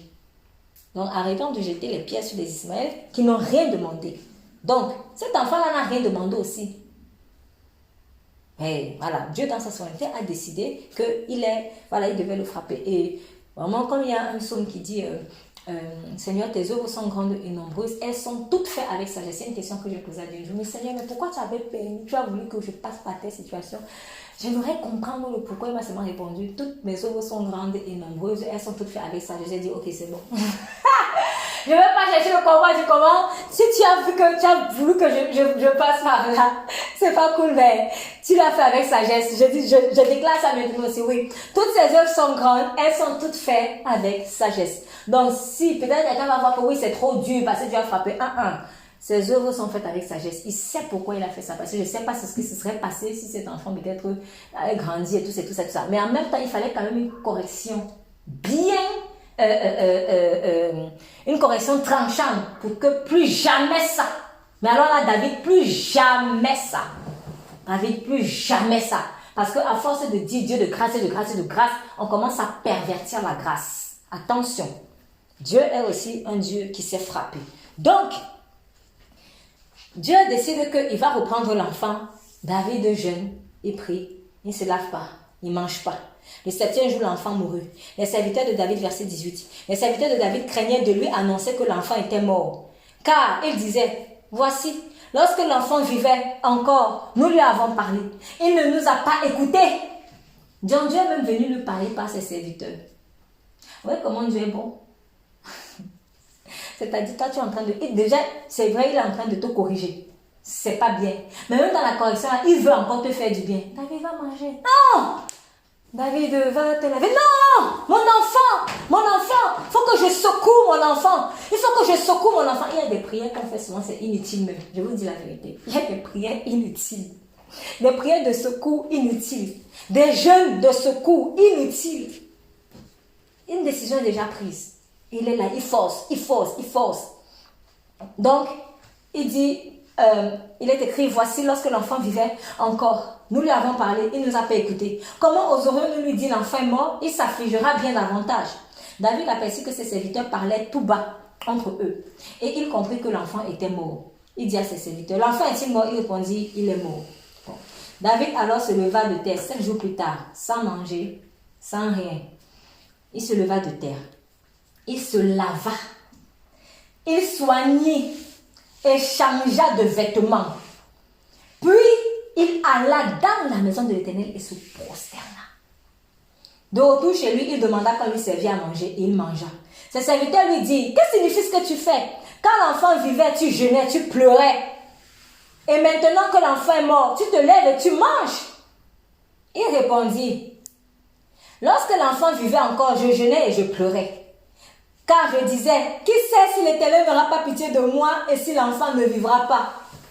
Donc, c'est une question de ne vivrait pas. C'est une question de moi. En fait, peut-être, si le contexte est particulier, parce qu'il s'agit quand même de son enfant, mais en fait, malheureusement, nous, on le transpose à des personnes qui ne sont même pas nos enfants. Parce que quand on va secourir, finalement, l'intérêt, ce n'est même pas trop la personne, mais c'est l'intérêt c'est moi, en fait. On l'a pris trop personnellement. On prend souvent trop personnellement les choses quand quelqu'un est dans la galère. Ah non. Si Dieu a décidé que vous devez vous séparer, là c'est une séparation par la mort. Laisse faire. Laisse faire. Si Dieu n'aurait pas pitié de moi et si l'enfant ne vivra pas. Là je vais utiliser un truc extrême. Mais en fait finalement même.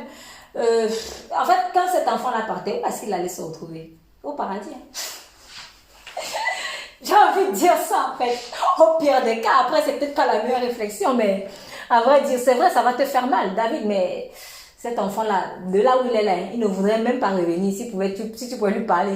Tu es bien là-haut, ah, trop bien, franchement, je suis très bien, j'ai pas du tout envie de revenir là vers vous, hein. Oui, c'est vrai, vous me choyez, tout ça là, mais là-bas, non seulement on met bien plus, c'est beau, c'est bien, tout est clean. On n'a pas à se plaindre au paradis.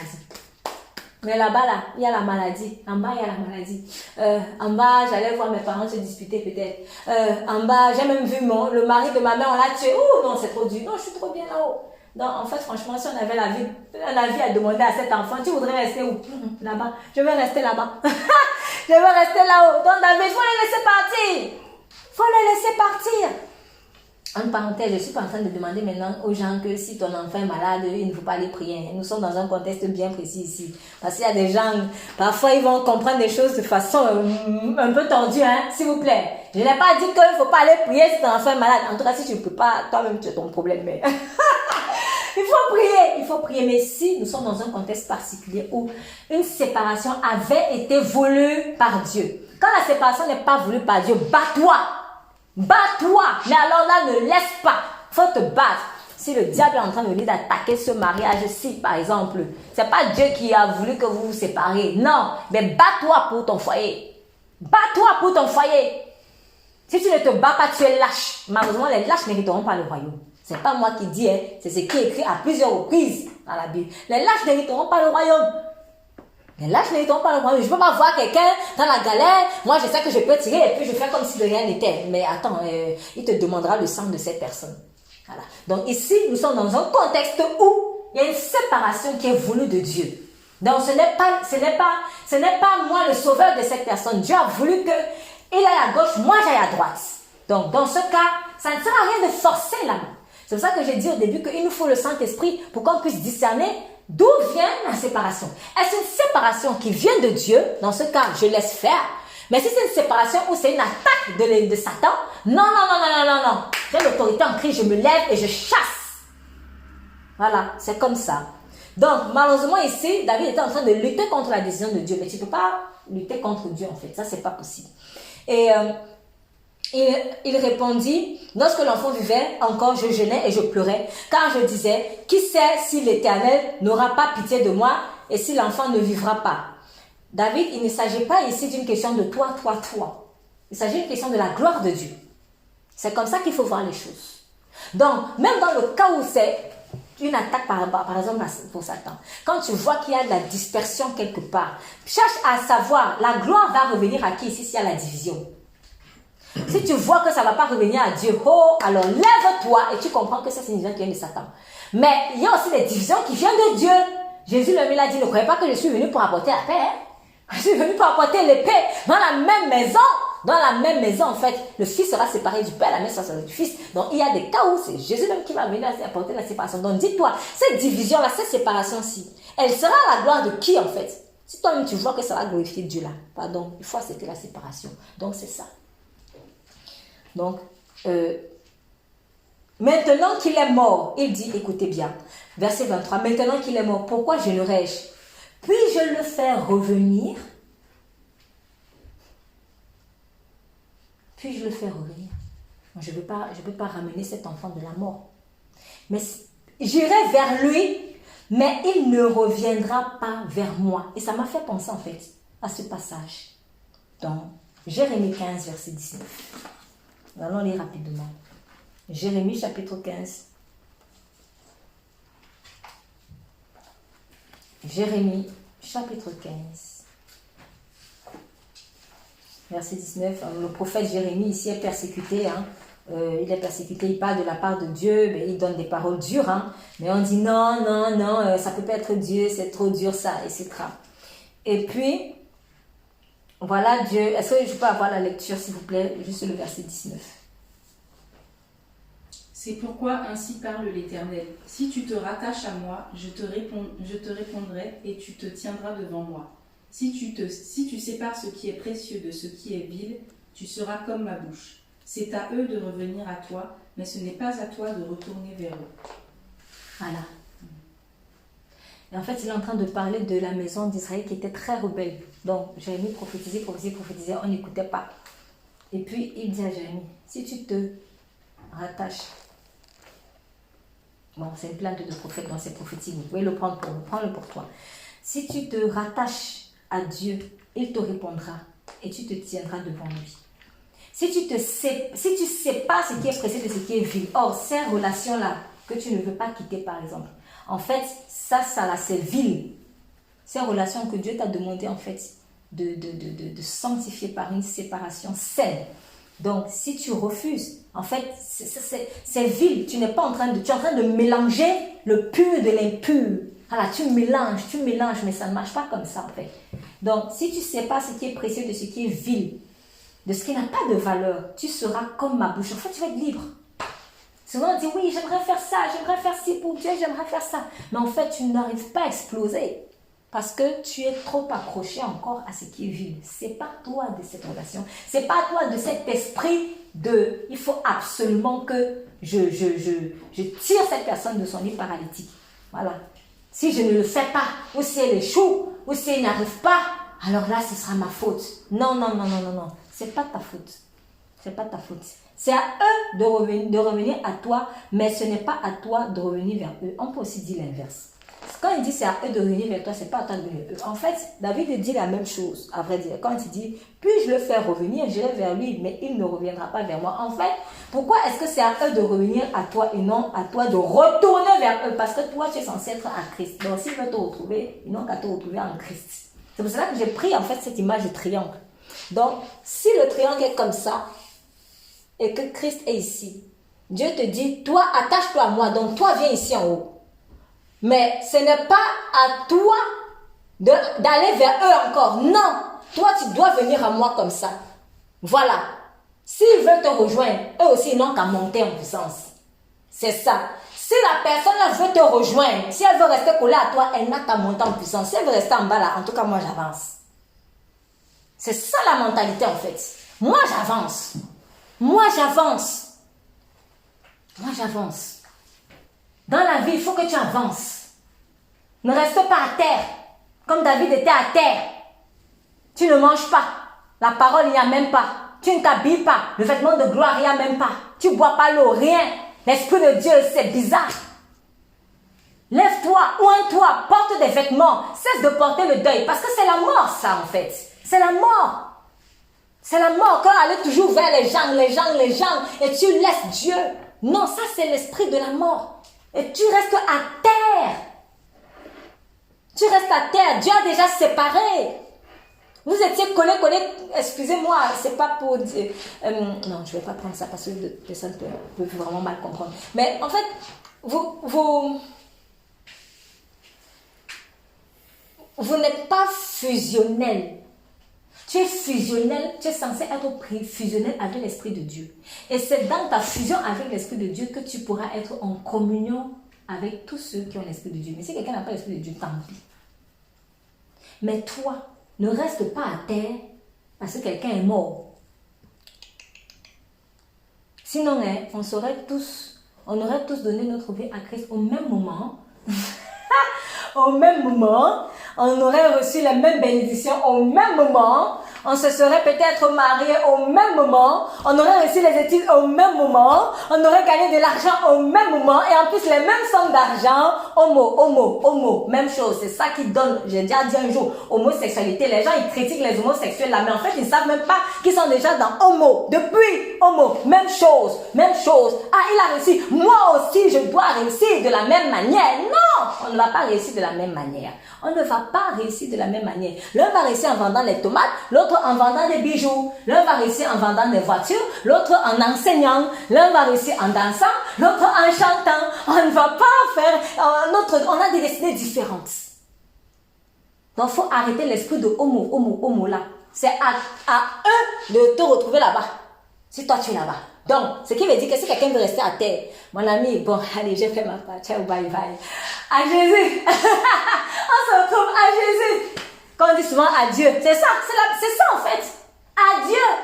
Adieu. Donc, allons nous retrouver en Dieu.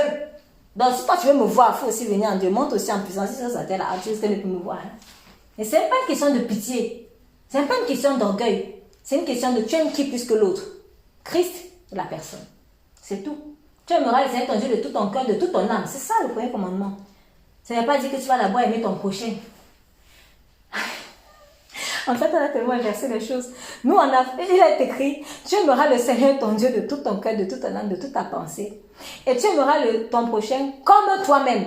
Donc, il a aimé Dieu. Comme toi-même signifie qu'il y a d'abord toi aussi. Parce que si je ne m'aime pas, je vais aimer qui? Personne. Je ne peux pas aimer quelqu'un si je ne m'aime pas moi-même. C'est ça. Donc, Dieu, moi qui reçois l'amour de Dieu, et maintenant les autres à qui je donne l'amour de Dieu que j'ai reçu. Mais nous, on a fait l'inverse. C'est vraiment l'esprit du monde, hein, tout à l'envers. C'est-à-dire, nous, on a fait, tu aimeras les autres. Après, tu t'aimeras toi. Bon, et après, éventuellement, tu aimeras Dieu. Oh. Parce que, je dis éventuellement, pourquoi? Parce que souvent, dans ça, Dieu n'est même plus là. Dieu n'est plus là. C'est l'esprit de la croix inversée. C'est ça. Sortons de là. Pitié, sortons de là. Faut fuir ça. Faut fuir. Tu aimeras Dieu d'abord. Ton prochain comme toi-même. Donc, le comme là signifie qu'il y a une imitation. Donc, l'amour que j'ai pour mon prochain doit imiter l'amour que j'ai pour moi-même. Donc, ce qui signifie que moi-même, je viens d'abord. Mon prochain. Donc, ce n'est pas exagéré de dire que la charité commence par soi-même. J'insiste, c'est pas qu'on maintenant soit orgueilleux, mais pour faire plus simple, soyons remplis du Saint-Esprit. Parce que c'est la seule manière de savoir si je suis dans l'orgueil ou pas. Parce qu'il y a d'autres qui vont peut-être écouter un message et vont dire, hey, à partir de maintenant, moi et moi. Non, tu vas chuter bien même. En tout cas, hey. Là, c'est direction enfer. Quelqu'un dit direction enfer sans feu rouge. C'est-à-dire, tu vas directement en enfer sans, avec le feu sera vert jusqu'à la gare. Donc, c'est pas ça. C'est pas moi et moi. C'est pas ça en fait. C'est Dieu. Après Dieu, toi. Et après les autres. Mais ne fais pas les autres. Et maintenant, je vais pouvoir penser à moi. Ah, Dieu. Ah oui, bon, Dieu après. Non. On a fait l'inverse. Sortons de là. Il faut sortir de là. Donc, c'est à eux de venir à toi. Mais quand il dit ça, c'est dans le sens où lui-même il est attaché à Dieu. C'est pour ça que la première partie de ce verset 19 dit, c'est pourquoi dit l'Éternel, si tu te rattaches à moi. Donc, vous voyez, la première étape, c'est rattachement à Dieu. Dieu d'abord, toujours. Je te répondrai et tu te tiendras devant moi. Donc, première étape, relation entre Dieu et la personne. Dieu te commencera toujours par là, sans vous étudier bien les textes. Et ensuite, si tu sépares ce qui est précieux de ce qui est vil, parce que tu étais trop collé aux gens, voilà, tu sépares ça. Et maintenant, tu vas pouvoir exprimer, parler comme je parle. Et après, il dit, c'est à toi de revenir vers eux. Ce qui veut dire qu'au fond, Dieu, en fait, ne veut pas que vous soyez séparés d'une façon charnelle, dans la division qui entraîne, dans je sais pas moi, un malaise. Mais en fait, il veut qu'on soit unis, mais unis en lui. Donc, au fond, il veut qu'ils reviennent, en fait. Mais comme toi, tu vas trop coller à Dieu, en fait, eux, ils vont revenir à toi. Parce que toi, tu es attaché à Dieu. C'est ça. Mais s'ils reviennent à toi et que toi, tu n'as pas mis Dieu en priorité, alors c'est quel type de relation qu'on a? On va dire Dieu, mais en fait, Dieu ne sera pas véritablement là. Donc, du coup, maintenant que l'enfant est mort, pourquoi je reviens dans 2 Samuel chapitre 12, pourquoi je puis-je le faire revenir? J'irai vers lui, mais il ne reviendra pas vers moi. Donc, il avait compris ça, en fait. Il avait compris ça. Il avait compris que, quand il dit j'irai vers lui, ça veut dire que David avait l'assurance de son salut. David avait l'assurance de son salut. Pourquoi? Parce qu'il avait compris qu'il avait été pardonné. Si même dans l'ancienne alliance, sauf qu'il n'est pas encore venu, le salut, c'est la grâce. Franchement, on compte sur quoi? On compte sur quoi dans l'ère de la grâce? Quand on va faire les choses avec nos propres forces. Donc, il a dit, moi, j'irai vers lui. Pourquoi? Parce qu'il sait que cet enfant est auprès de Dieu maintenant. Et que c'est ça qui est normal. Donc, il faut capituler souvent devant les sentences de Dieu. Et David consola Bathsheba, sa femme, et il alla auprès d'elle et coucha avec elle. Elle enfanta un fils qu'il appela donc Salomon, et qui fut aimé de l'Éternel. Donc, Dieu leur a fait grâce. Comme il a demandé pardon, il a dit, bon, ok, maintenant tu peux vraiment aller la prendre ta femme, mais il ne faut plus recommencer. Là, c'est vraiment, je t'ai pardonné seulement. Et il y a quelque chose qui m'a interpellée ici, c'est que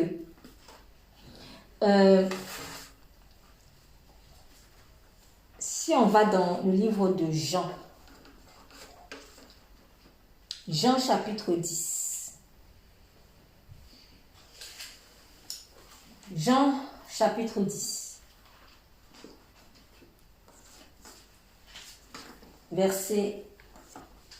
à partir du verset 15 à 18.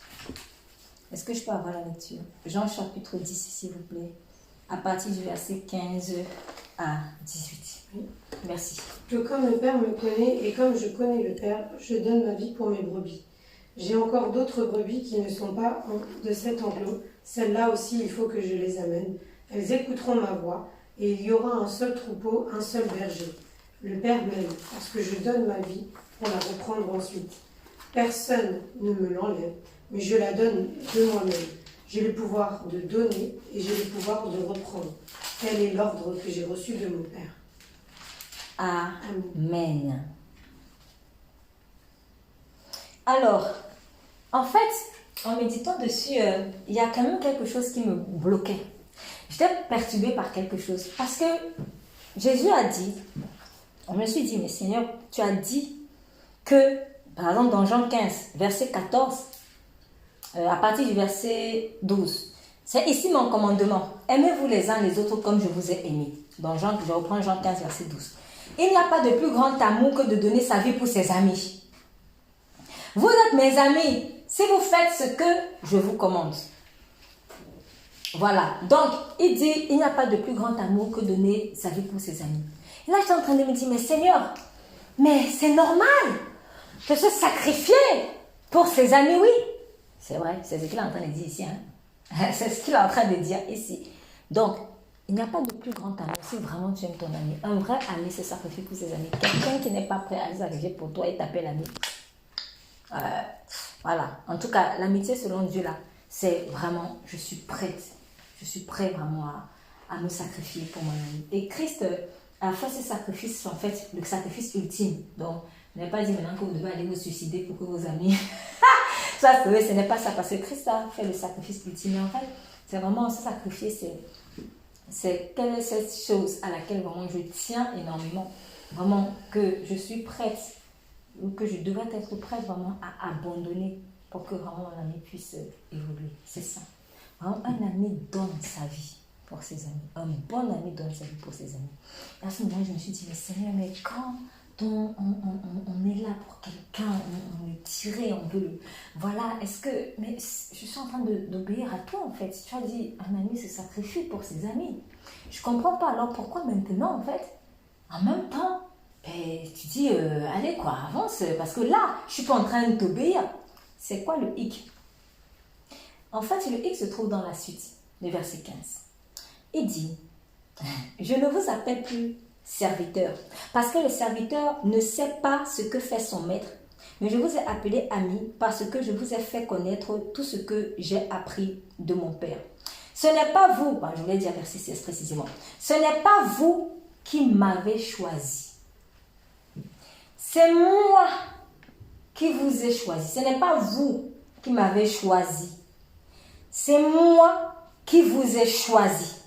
Et je vous ai établi afin que vous alliez et que vous portiez du fruit et que votre fruit demeure afin que tout ce que vous demanderez au Père en mon nom, il vous le donne.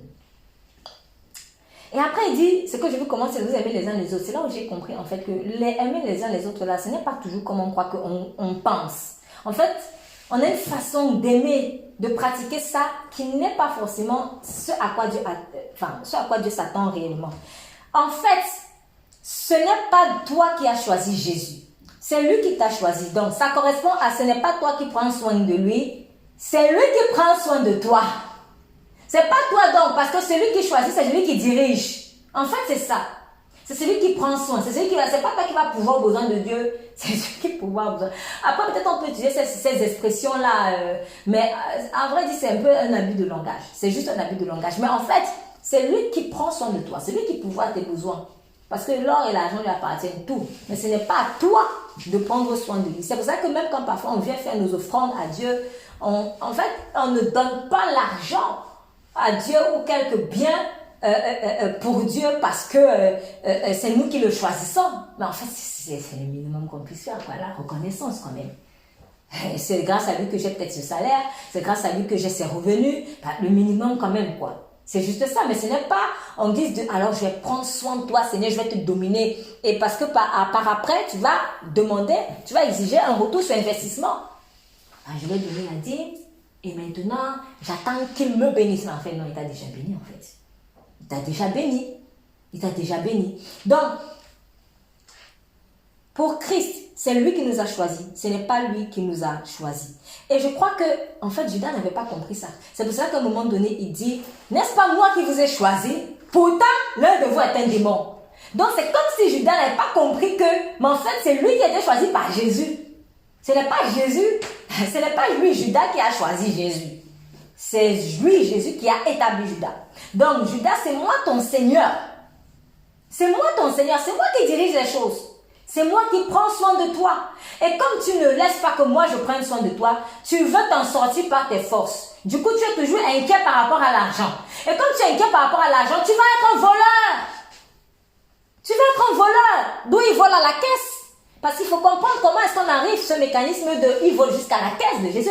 Ça montre qu'il y a des inquiétudes dans le cœur. Tu n'as pas confiance en fait. Mais c'est lui qui prend soin de toi, c'est lui qui t'a choisi. S'il t'a choisi, c'est pour un but, il ne va pas te balancer comme ça, te laisser mourir de faim.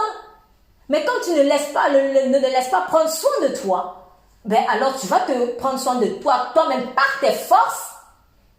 Et après, donc, ça ouvre les portes à plein de mauvaises choses.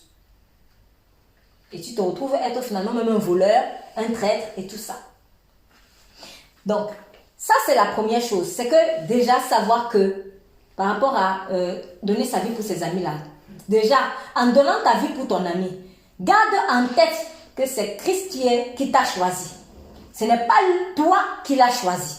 Donc, n'essaie pas d'aller prouver quoi que ce soit à Dieu en voulant te montrer que tu es trop fort en secourant cette personne. Ça, c'est la première chose. La deuxième chose, dans Jean chapitre 10,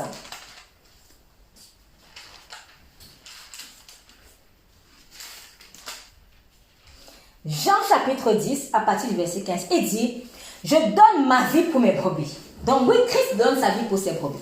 J'ai encore, écoutez, verset 16, j'ai encore d'autres brebis. Donc, et quand il s'adresse ici à certains disciples, à quelques disciples déjà, donc ils sont là. Et puis il dit, vous savez, vous êtes là, mais il y en a encore d'autres. Hein. Vous n'êtes pas les seuls. Vous n'êtes pas les seuls, donc je ne vais pas rester. Ça veut dire, déjà à cet état-là, il faut comprendre que c'est une façon de dire, je ne vais pas rester avec vous, que vous et moi, entre nous, non. Il y a d'autres aussi, hein, ils doivent aussi venir là. Donc on ne va pas rester que entre nous, je ne sais pas moi, peut-être entre nous les 12, ou entre nous que les 70. Non, j'en ai encore d'autres. Et qui ne sont pas de cette bergerie. Donc, en fait, ils ne se sont peut-être pas encore sauvés. Mais il les appelle déjà ses brebis. Elles sont égarées. Mais elles lui appartiennent en réalité. Celles-là, il faut que je les amène. Elles entendront ma voix et il y aura un seul troupeau, un seul berger, il n'y aura pas de dispersion. Et il dit, très important pour la deuxième explication. Le Père m'aime parce que je donne ma vie. Pourquoi? Afin de la reprendre. Afin de la reprendre. En fait, il faut bien comprendre le afin de la reprendre. Ça veut dire quoi? Christ est mort, mais Christ n'est pas resté dans la tombe. Christ est ressuscité. Si j'ai l'esprit de Christ, qui est un esprit de résurrection, quand moi je suis entré dans la tombe de quelqu'un qui est mort pour aller le tirer, je ne dois pas rester moi-même dans la tombe. Je dois ressusciter aussi. Donc je viens, je tire, je sors et je m'en vais chercher d'autres brebis. C'est ça. Sinon je vais rester seulement avec une brebis. Avec 2 brebis. Et puis on reste là, sec, 2 brebis, 3 brebis, 4 brebis, 12 brebis, 70 brebis. Et on croit qu'on est beaucoup en fait, alors qu'il y en a peut-être des millions. Je donne ma vie afin de la reprendre. En fait, nous, on vient donner notre vie pour nos amis, mais on oublie, excusez-moi, de reprendre notre vie. Quand je dis notre vie, je préfère insister à ajouter notre vie divine. Hein? Je ne parle pas de la vie charnelle. Parce que quand toi, tu vas donner ta vie pour ton ami, en fait, tu meurs, mais tu meurs à toi-même. Tu meurs à toi-même. Voilà, parce qu'il y a un sacrifice que tu vas faire.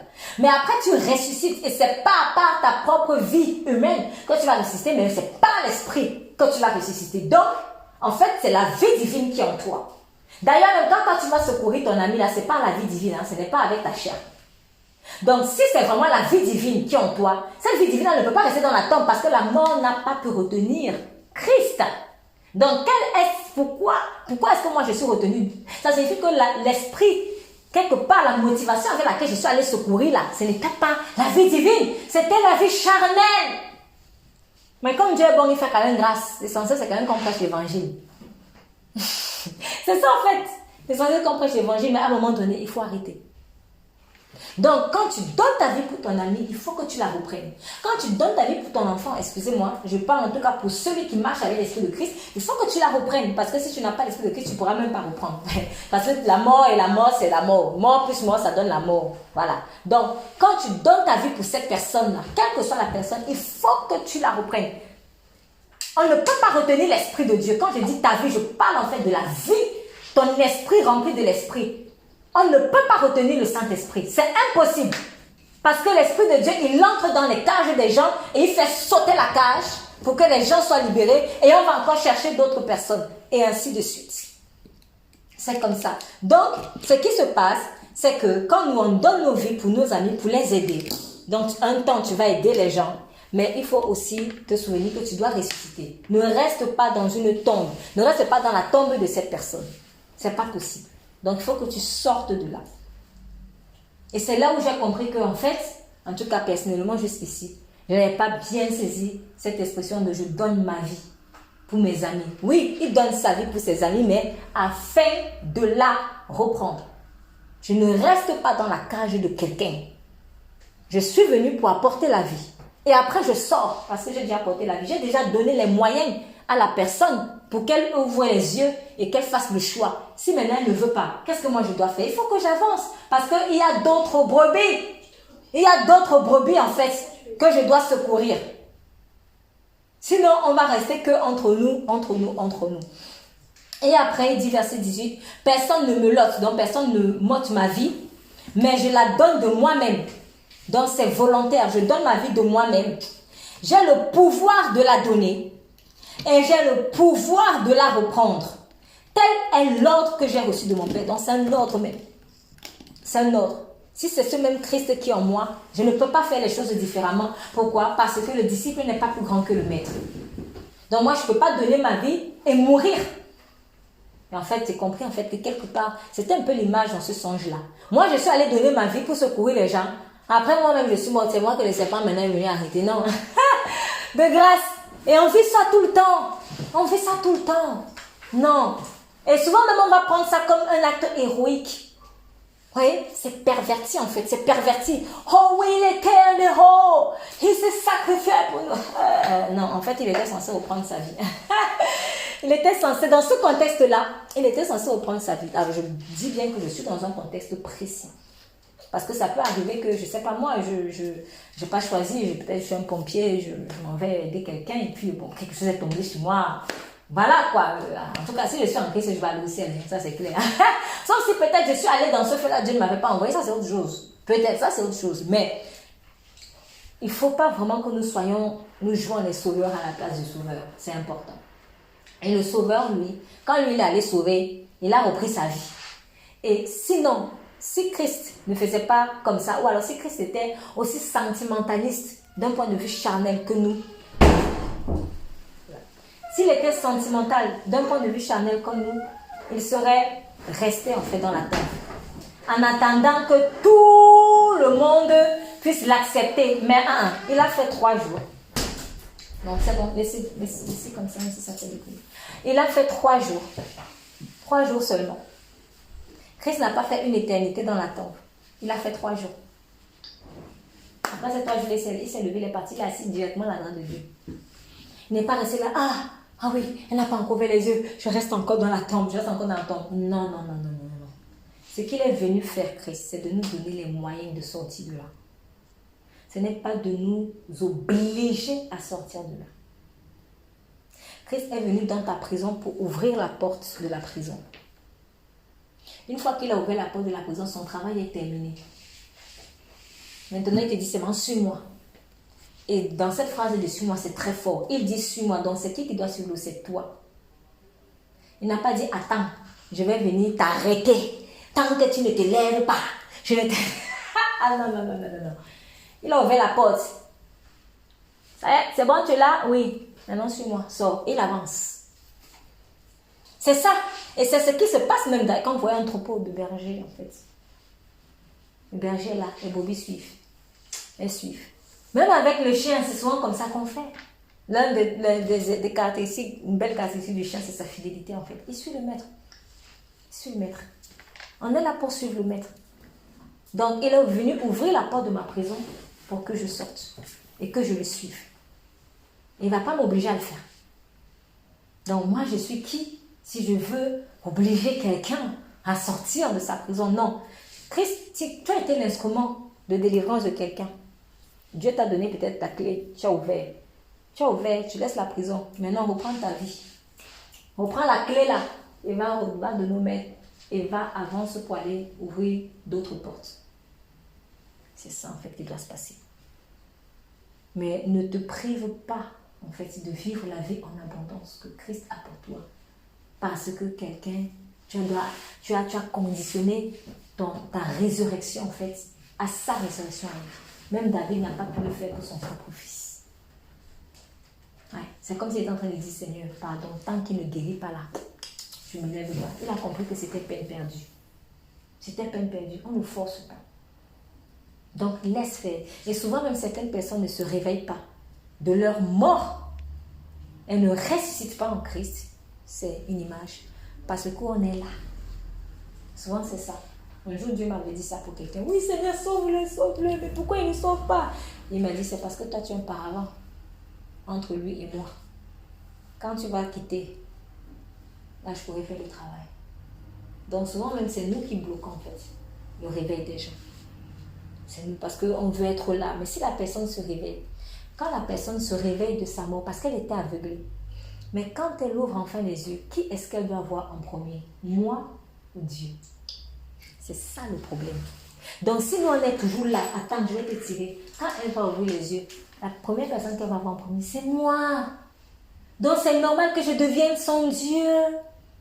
Parce que c'est la première personne. Le premier sein auquel rentre en contact un bébé, normalement, c'est le sein de sa mère. Tu trouverais ça bizarre si on va donner à une autre personne. Mais en fait, le premier contact, c'est le contact de sa mère. Donc, si cette personne ouvre les yeux et que c'est toi qu'elle voit, c'est normal qu'elle s'accroche à toi, en fait. Et toi aussi, tu vas dire, oh, elle s'accroche à moi. Non, je ne peux pas la laisser. Et puis, ça crée un truc bizarre, en fait. Ça crée un truc bizarre qui n'est pas bien. Donc, du coup, Dieu ne peut pas agir. Il attend. Il est là seulement comme ça. Quand maintenant tu vas quitter, tu vas comprendre que ça ne sert à rien que je force, que je jeûne pour rien, je prie pour rien, que je ne me lave pas, que je ne... Bref, tu te prives. Tu vois, tu prends plus soin de toi, ta relation avec Dieu, parce que peut-être quelqu'un à terre, bon, à ce moment-là, tu t'empêches de vivre, et tu bloques la personne. Maintenant, quand toi, tu vas quitter, au moment où la personne va enfin décider de sortir de sa prison, la première personne qu'elle va voir, c'est Jésus. Et elle pourra vraiment s'attacher à Jésus. Pendant ce temps, moi, je serai en train d'aller ouvrir d'autres portes pour d'autres prisonniers.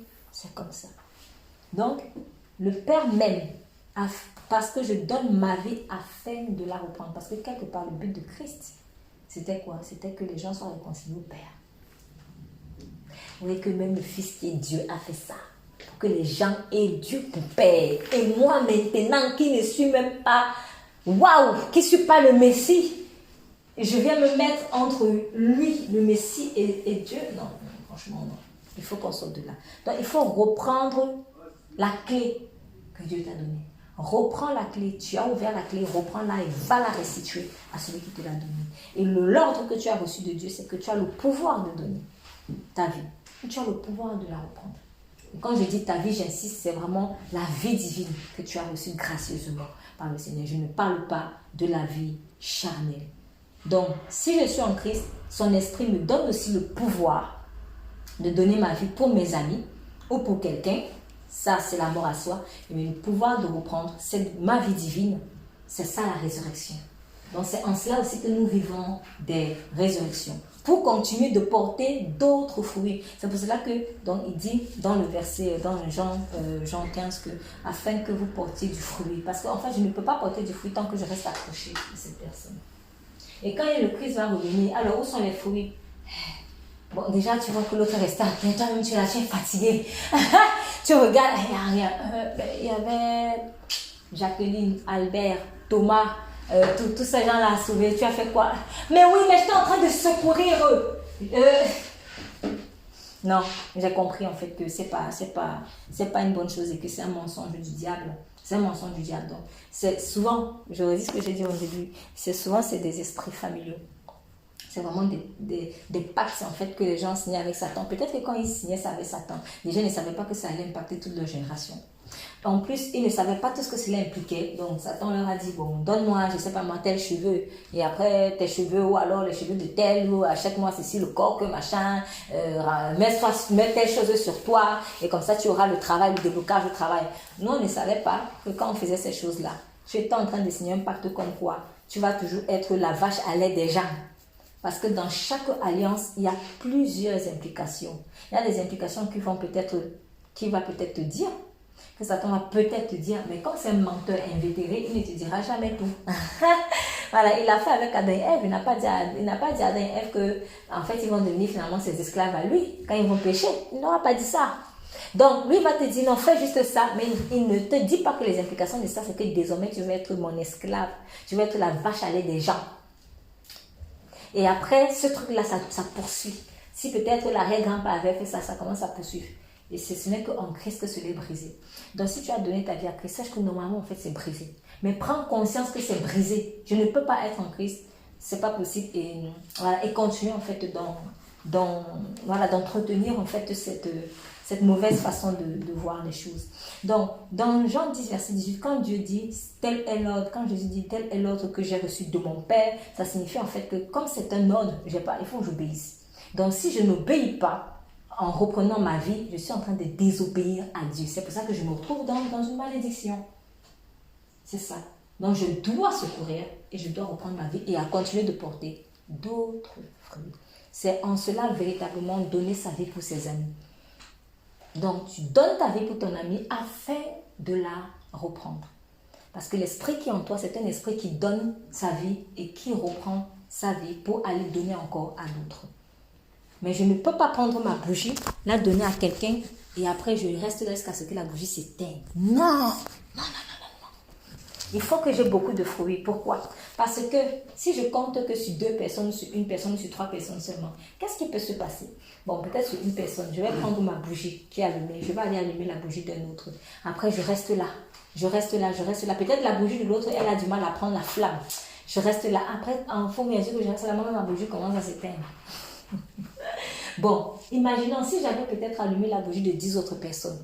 Quand je vois que ma bougie s'éteint, qu'est-ce qui peut arriver? Je peux aller encore même chez l'une des personnes que j'avais aidées et elle va encore me rallumer. Mais maintenant, imaginons que toi, tu es resté seulement sur un fruit. Quand le fruit, là, lui-même, il n'a pas la flamme. Maintenant, ta flamme s'éteint. Tu vas aller demander secours chez qui tu es mort. Et c'est le but de Satan. C'est un piégeur. C'est le but. Ayons beaucoup de fruits. Ayons beaucoup de fruits. C'est très important d'avoir beaucoup de fruits. Plus tu as de fruits, plus c'est difficile de te faire revenir en arrière. Moins tu as de fruits, plus c'est facile de rétrograder. Quelqu'un qui porte peu de fruits de l'esprit, c'est quelqu'un qui est très exposé à la rétrogradation. Mais quelqu'un qui porte incessamment du fruit, c'est quelqu'un en fait qui est moins exposé à la rétrogradation. On ne va pas attaquer quelqu'un qui a beaucoup de fruits en Christ comme quelqu'un qui n'en a que très peu. Si mon caractère n'est pas solide en Christ, ça va être plus facile en fait de me faire revenir en arrière. C'est ça. Donc il faut que j'ai beaucoup de fruits. Il faut que j'ai beaucoup de fruits, c'est important. Donc les fruits là, c'est l'évangélisation, ça peut être l'évangélisation, ça peut aussi être le caractère. Donc c'est important. Il ne faut pas mourir en fait sur le lit d'une personne. Donc sortons de là. Parfois on n'a pas envie d'être comme ça, mais il y a des forces en fait qui sont tellement influentes et qui nous dépassent. Et c'est là où je dis que prenons conscience que parfois c'est des jougs en fait, c'est des jougs spirituels. Donc parfois c'est pas juste une question de caractère. Au-delà du caractère, il y a parfois en fait des esprits méchants qui sont là. Et c'est là où il faut que tu que tu poses des actes conséquents en fonction de comment le Saint-Esprit va te guider. Donc, s'il y a un combat spirituel à livrer, il faut que tu livres ça. Je ne sais pas moi, s'il y a peut-être des actes prophétiques à poser, s'il y a peut-être un jeûne à faire, ou s'il y a des prières intenses à faire, je ne sais pas. Mais il faut prendre conscience que parfois, en fait, c'est au-delà du caractère, mais c'est vraiment des esprits qui sont en train de se lever, des esprits on doit mourir qu'entre nous, des esprits de Moab. L'esprit de Moab, que entre nous, oui, il va avec le Père. Comme ça, moi aussi, je vais avec le Père. Et puis, on aura des fils de notre Père. Et puis, on meurt là entre nous. Il faut faire très, très, très attention par rapport à cela. Ok.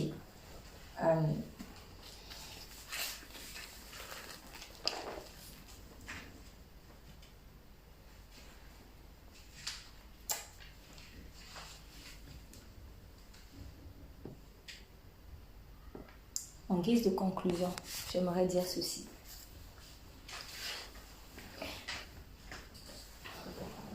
De la même manière que David s'était arrêté de vivre pendant un temps, il était à terre. Il ne mangeait pas. Il ne se lavait plus. Il priait, il jeûnait. Les œuvres simplement religieuses, mais non plus conduites par l'esprit. Pour essayer de secourir son enfant, sachant que Dieu avait déjà pris une décision et qui était une sage décision parce qu'elle vient de Dieu.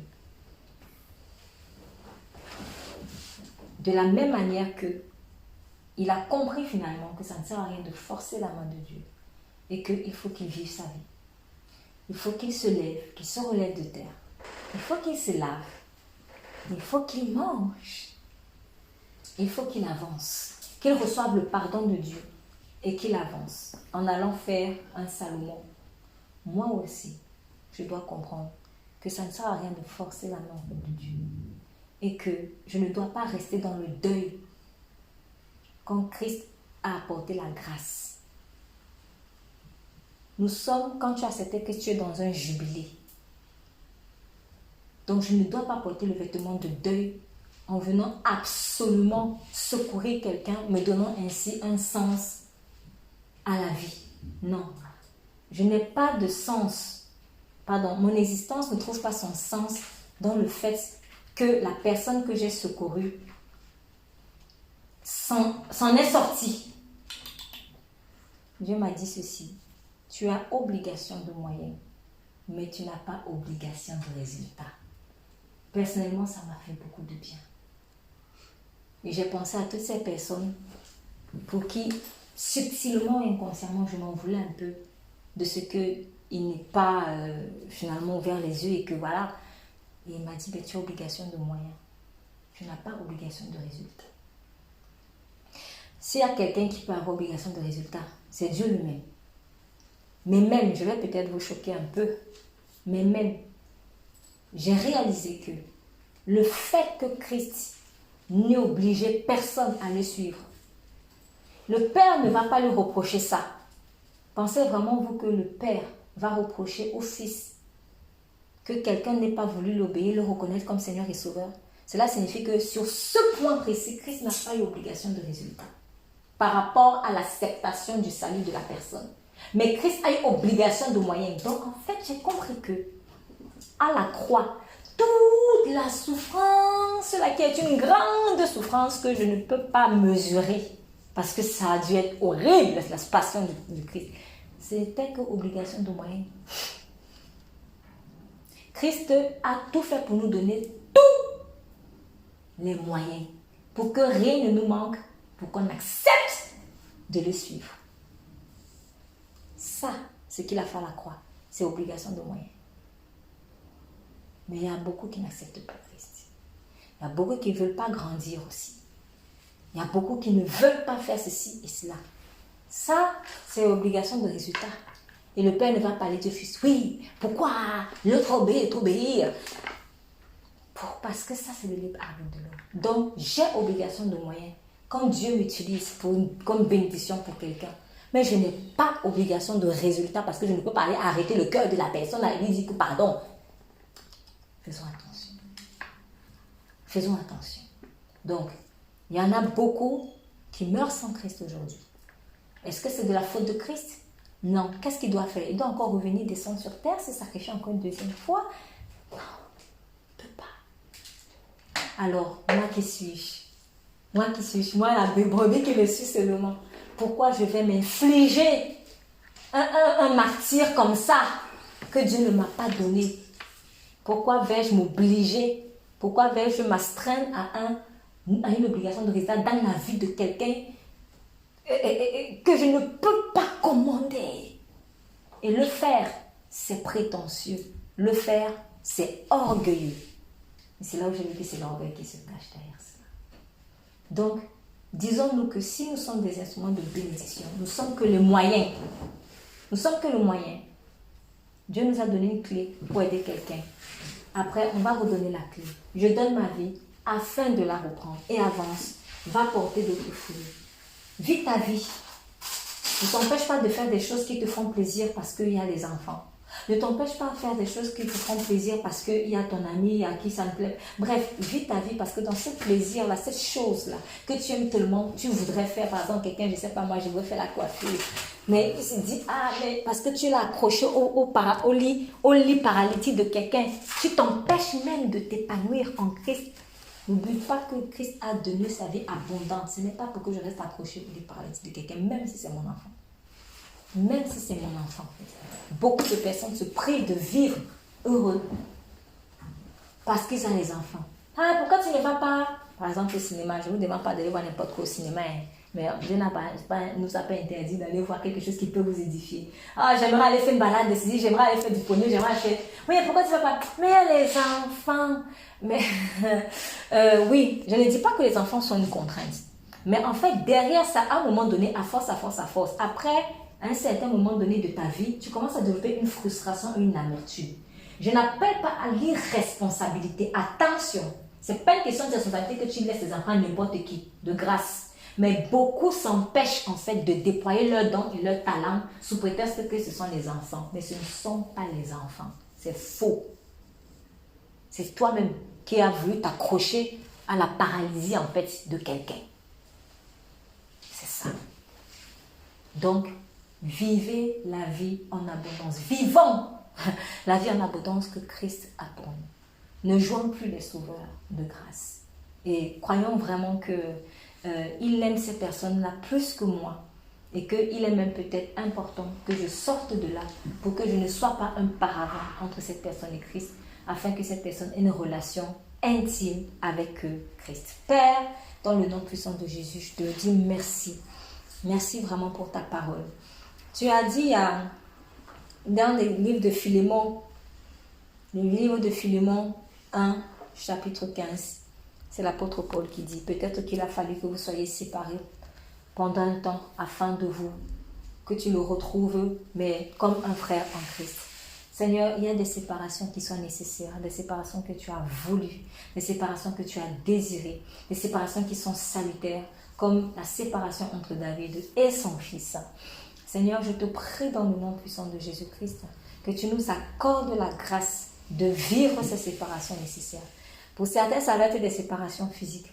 Pour d'autres, ça va être simplement des séparations dans le cœur, des attachements, en fait, des détachements, nécessaires, des idolâtries qui doivent tomber, Éternel. Je te prie que tu viennes purifier nos rapports, que ce soit dans les rapports avec des collègues de travail, dans la famille, dans les relations amicales, peu importe le type de relation. Seigneur, je te prie également vraiment que tu nous accordes cette grâce vraiment de comprendre et d'accepter que c'est toi qui prends soin de nous. Tu nous veux notre bien, tu veux notre paix et tu nous aimes. Tu ne veux pas que nous soyons des vaches à lait de gens, c'est-à-dire qu'on ne fait que puiser notre énergie. Et en le faisant, d'ailleurs, nous-mêmes, nous allons nous retrouver en train de sucer l'énergie des gens parce qu'on ne donnera que ce que l'on a. Alors je te prie que chaque personne qui écoute ce message puisse te faire confiance et te laisser prendre soin d'elle. C'est toi qui bâtis une maison. Ce n'est pas à nous de te bâtir une maison, Seigneur. Que toute la gloire soit rendue à notre Seigneur Jésus-Christ, au nom de qui nous prions. Amen.